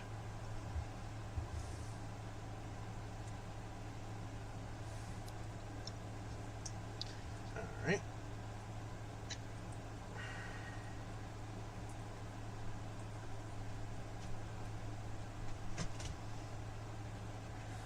Especially since being unable to see what you're doing, I cannot offer audio instructions.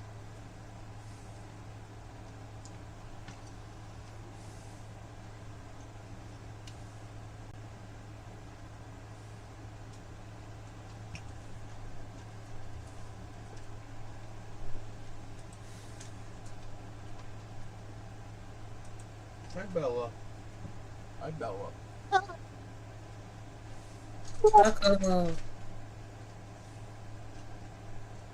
Just baby. Mm-hmm. Goodest girl.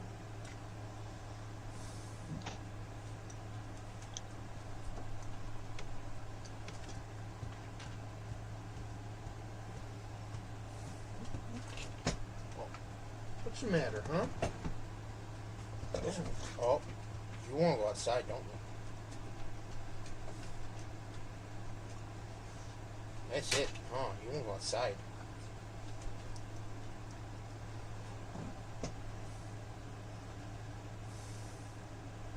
Alright, just give me a minute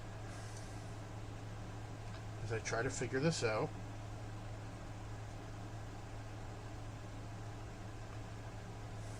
Hun, Yeah. timekeeper, cookie. Oh, Yes. She is on her way. I And see. she's just as crazy as ever.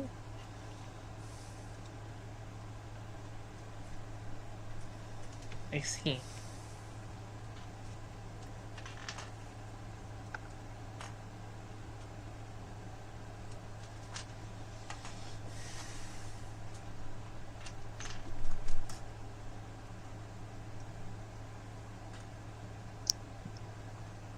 Oh yeah, Bear.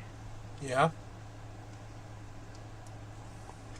Uh, so I found the book designs for the characters from Spider Rider. What in the world?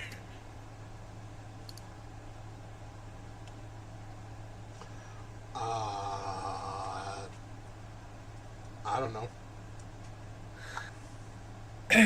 I'm gonna. May I send you one character, and you won't believe. Well, I think you can figure it out from the hair alone. But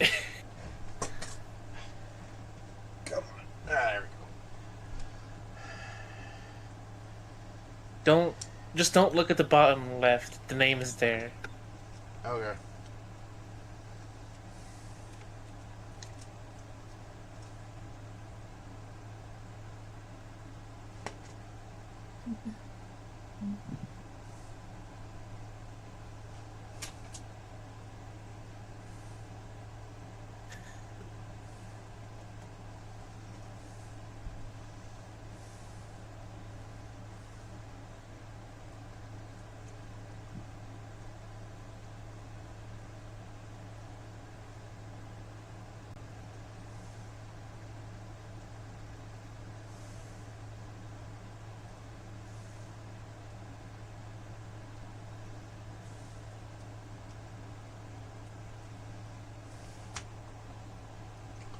Alright, that's the legs.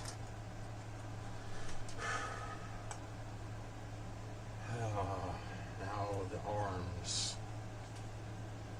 You got this. You got this, Bear.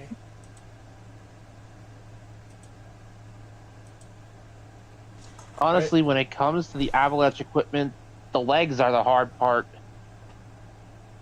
At least in my experience. Why does this guy look like Goku? Okay, Okay, we both have animated presence energy. now for the real kicker. Look at the bottom left.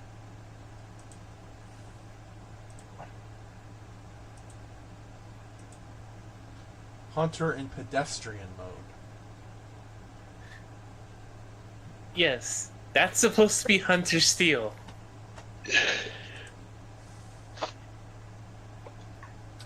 Okay.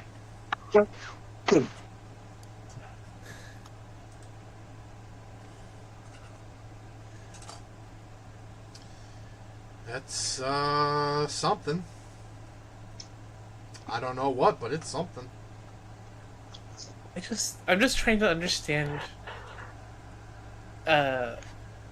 why a show with the characters who are canonically 13 years old look like this in the book. I mean, may I draw your attention to something that's called JoJo's Bizarre Adventure? Oh yeah, the 12-year-olds that look like they're 19. Those look 40, dude.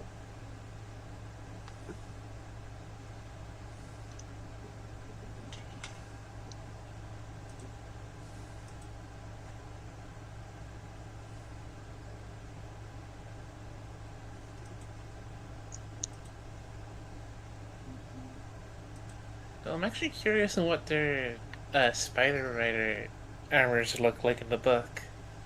If the character designs are different.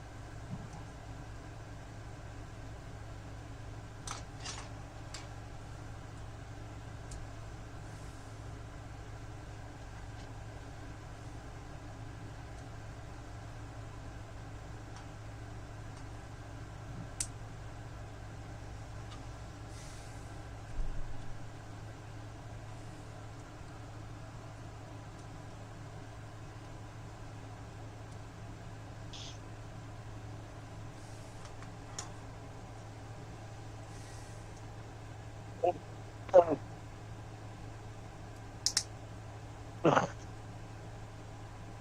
better not be coming down with a spring cold or something. Ugh.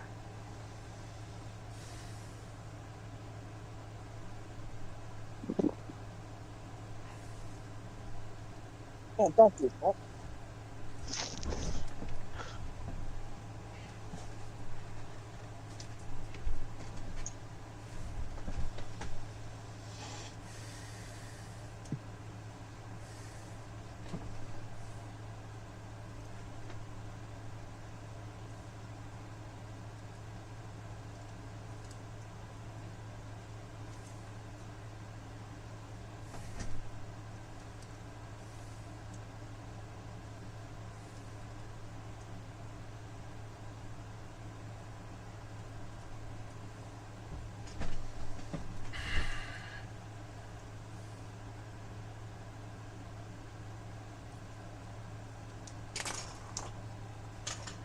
Okay, this light keeps falling off. What's going on here? Well, Recap ball joints.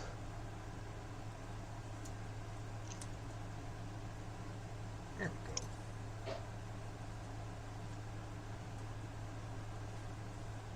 Trust me, that falling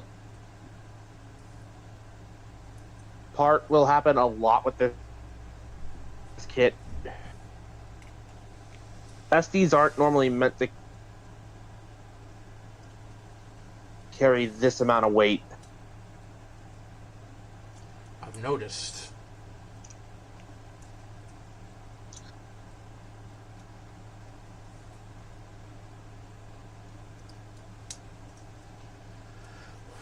I would recommend the Master Grade SD line for people who want SD proportions but more solid builds. I hear the Master Grade SD Aerial is among the best yet. And here we have Not that there's the Avalanche armor.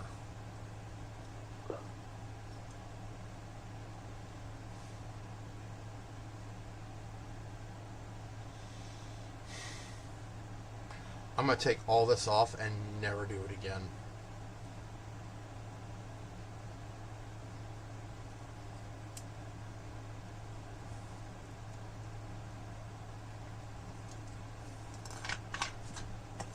no, you want never do it again.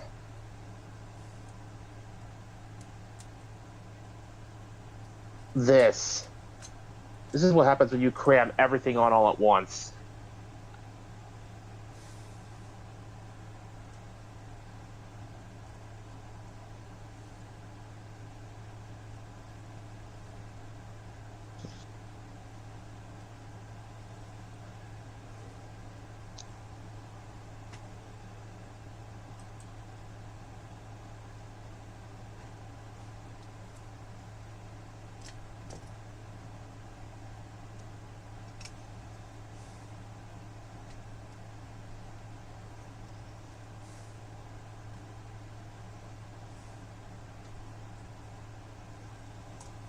Oh, God.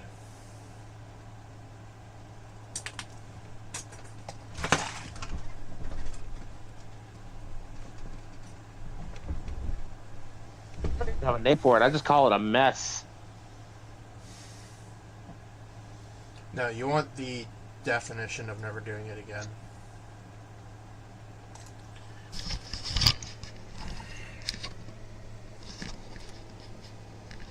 Remember that I cannot see. Oh, yeah, right. The combination of all the, re-rise protagonist units. The Re-Rising Gundam, yeah. Yeah, no, Made all the worse because you built the gold plastic one. Yep. I don't know if Bandai can't suffer GPS, but I don't want to try. Well, I've had it up there I don't for wanna a good think. few years and nothing's happened. Yet. I'm not even gonna knock on wood, because if it fucking breaks, that's just the final nail in the coffin of how much I hate that kit.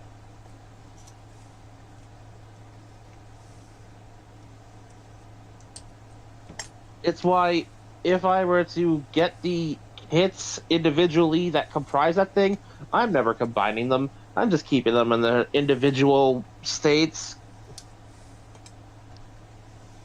Good. Honestly, it's the way you should at that point.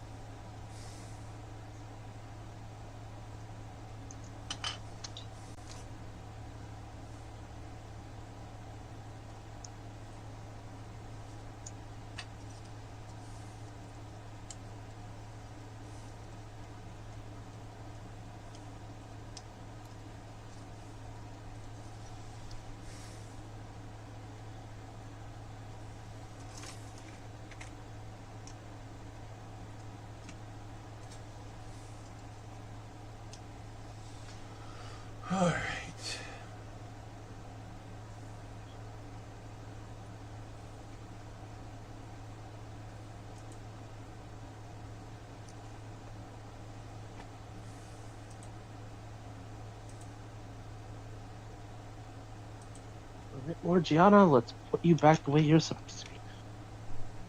I could go with nothing. I recently thought about something that's bothered me for a while. So in like cartoons and anime and books and movies and shit and video games, you'll come across sets of characters that are themed after the 7 deadly sins.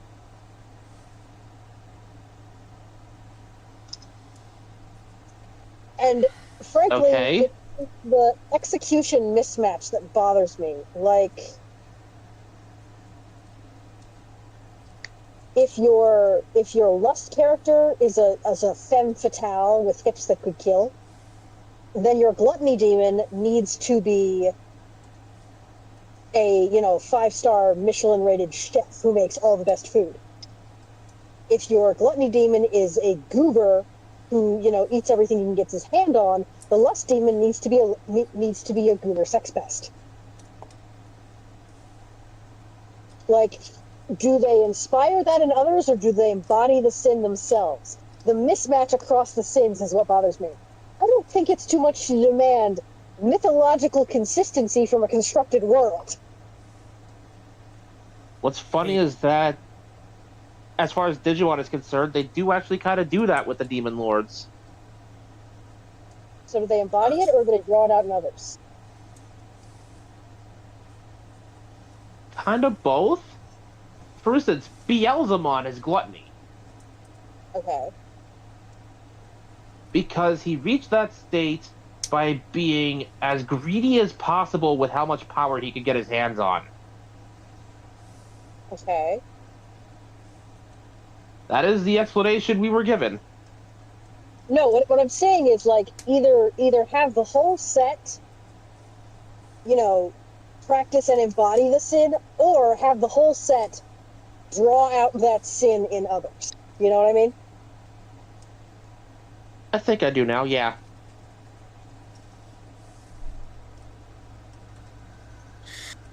Honestly, Like in the chef pretty lady camp of bringing it out in others, the pride guy should not be very prideful. He should be a hype man. I love that so much. Wouldn't greed just be like a banker? I want to say avarice is a casino owner. Yeah. That makes too much sense. But it's not just the acquisition of more things; it's the reckless drive to acquire more things. So, Tara, you were saying? I was about to say, Melio, let us get your gang in here. We need to show them how it's done. Like, that was one of the things that bugged me about Full Metal Alchemist. Greed, greed is a very greedy dude. Gluttony is a very hungry little guy. Lust makes other people lust after her. It's a mismatch.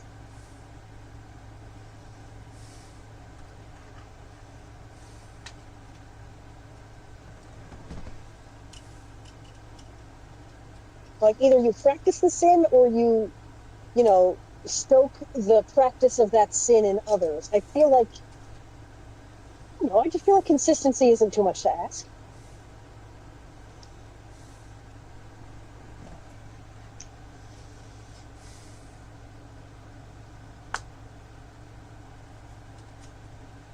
Like, either you're the sinner or you're either doing the sinning or the one tempting the sinner.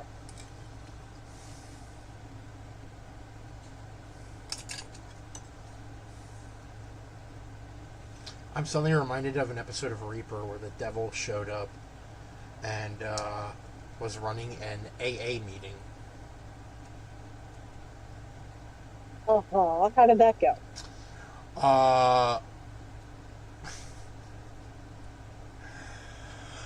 Well, he sent them out into the world to test their resilience against their vices.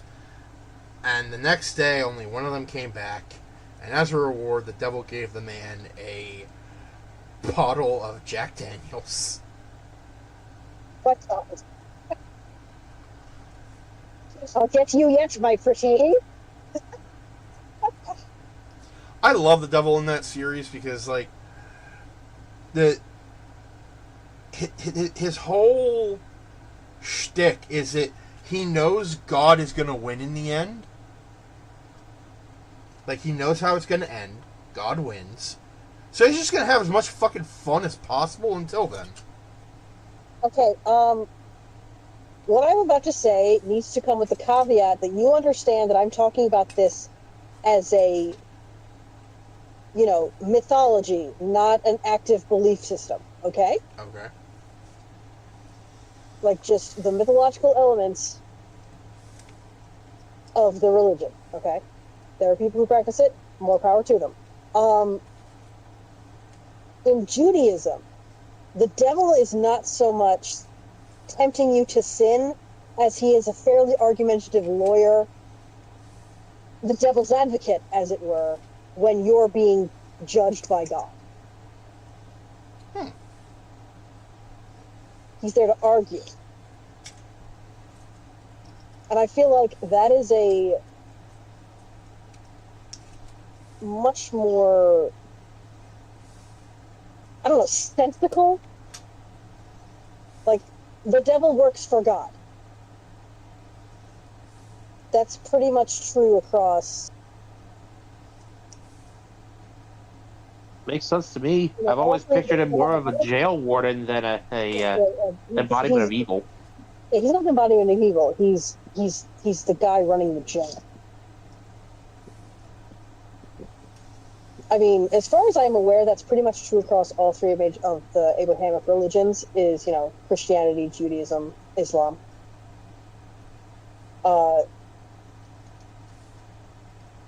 It's that the devil is, under the authority of God. Like, he has to follow the big dude's orders, the big guy's orders. Yep.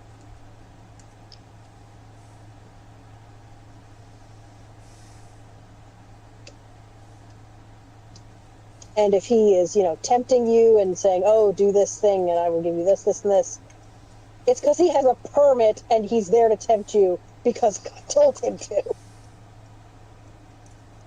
I just like the idea of a villain knowing that, hey, they're going to lose in the end, no matter what they do. So they're just having fun. I do like that idea. That is actually kind of a very human response to such a situation. Like, yeah, I'm doomed, but I have the power to have fun while I'm here. Let's go, bitches. I'm going to fuck shit up. Like, even if all this is going to be fixed in the end, I'm going to fuck shit up. I'm going to party. I'm going to have fun, motherfuckers. What you're describing is basically a villain with the live each day as if it were your last kind of mindset. And now I want to see a Sonic the Hedgehog comic book villain with that mindset going up against a blue blur. Oh god, I just had a shadow of the head. I just had a mental image of Shadow the Hedgehog going, fuck it, we ball. Fuck it, we ball! Can you imagine just Shadow swooping in, stealing Sonic's girl and riding off into the sunset? People have done that. Just out there living his best life. Something that I do actually know that could actually work. Alright. Because, like, Amy's ridiculously strong. I feel like Shadow would absolutely be into a woman who could break him with her bare hands. Yeah. I can see it. Fuck it, Shadow Amy, new ship acquired. Let's go. Welcome aboard. The ship has been sailing for several years. Huzzah!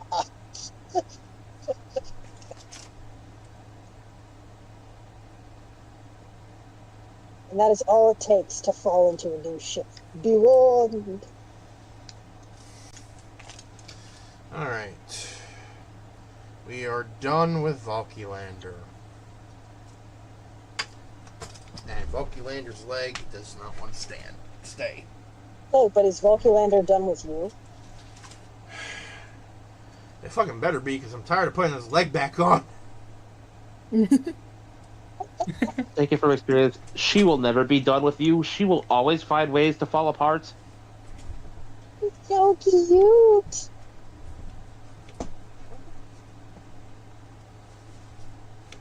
Is that Valkylander beating up the Tongies? Okay. Alright. Now stay. And it just bursts into flames. Hey, make him on. That one where the Valkylander is stepping on the other mobile suit. The other mobile suit's like, nope, nobody save me. I'm right where I want to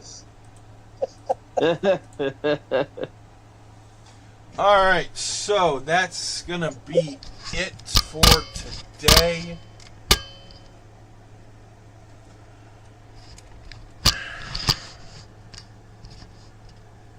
Oh. Bella's staring at me. Right, so, I mentioned this in the Discord. I should probably mention this here. We will be doing a stream tomorrow, despite the fact that I have a doctor's appointment, because my doctor's appointment is telemed and around 5 o'clock. Okay, so we should keep you right up until like 5 then? It's the appointment is at 5. I kid. So, Friday, unfortunately, the appointment is too close to stream time, and Friday is also payday, so I got a couple errands to run.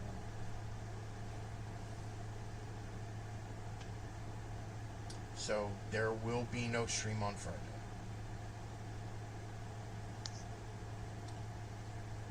And before anyone gets upset, I doubt anyone would, but before anyone gets upset, on Friday I'm getting Pokopia. Well, For Deva's birthday. Yay. Oh, also, tonight's movie night is Retro Puppet Master. Am I going to be able to watch that? I watched it first. It passes the Deva test. Oh, okay. Let's go. The problem is it's kind of boring. Damn it. Yeah, It's always something. apparently the third movie is the best. Is like the only really good one.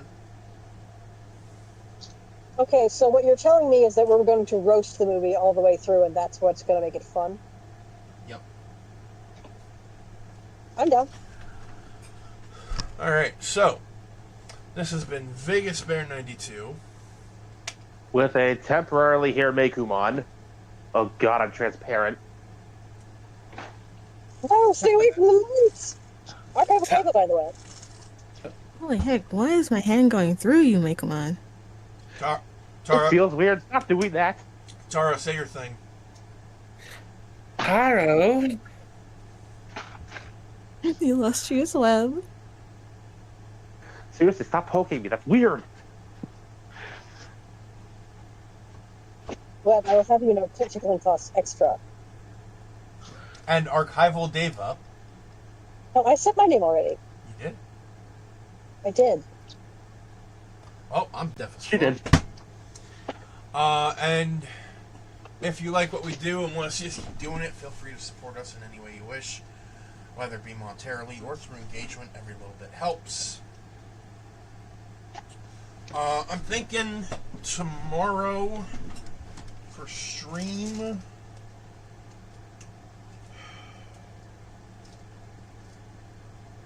Either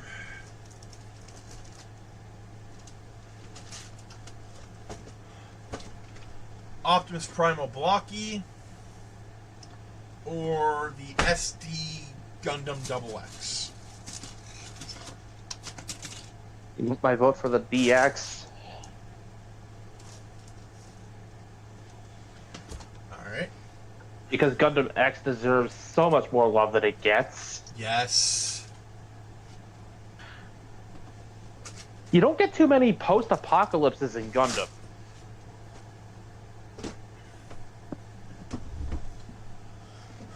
So, as always, stay safe, stay comfy, stay healthy, stay hydrated, stay healthy. Be good to each other, and we'll see you all on the next one. Peace. Bye. Bye. Bye.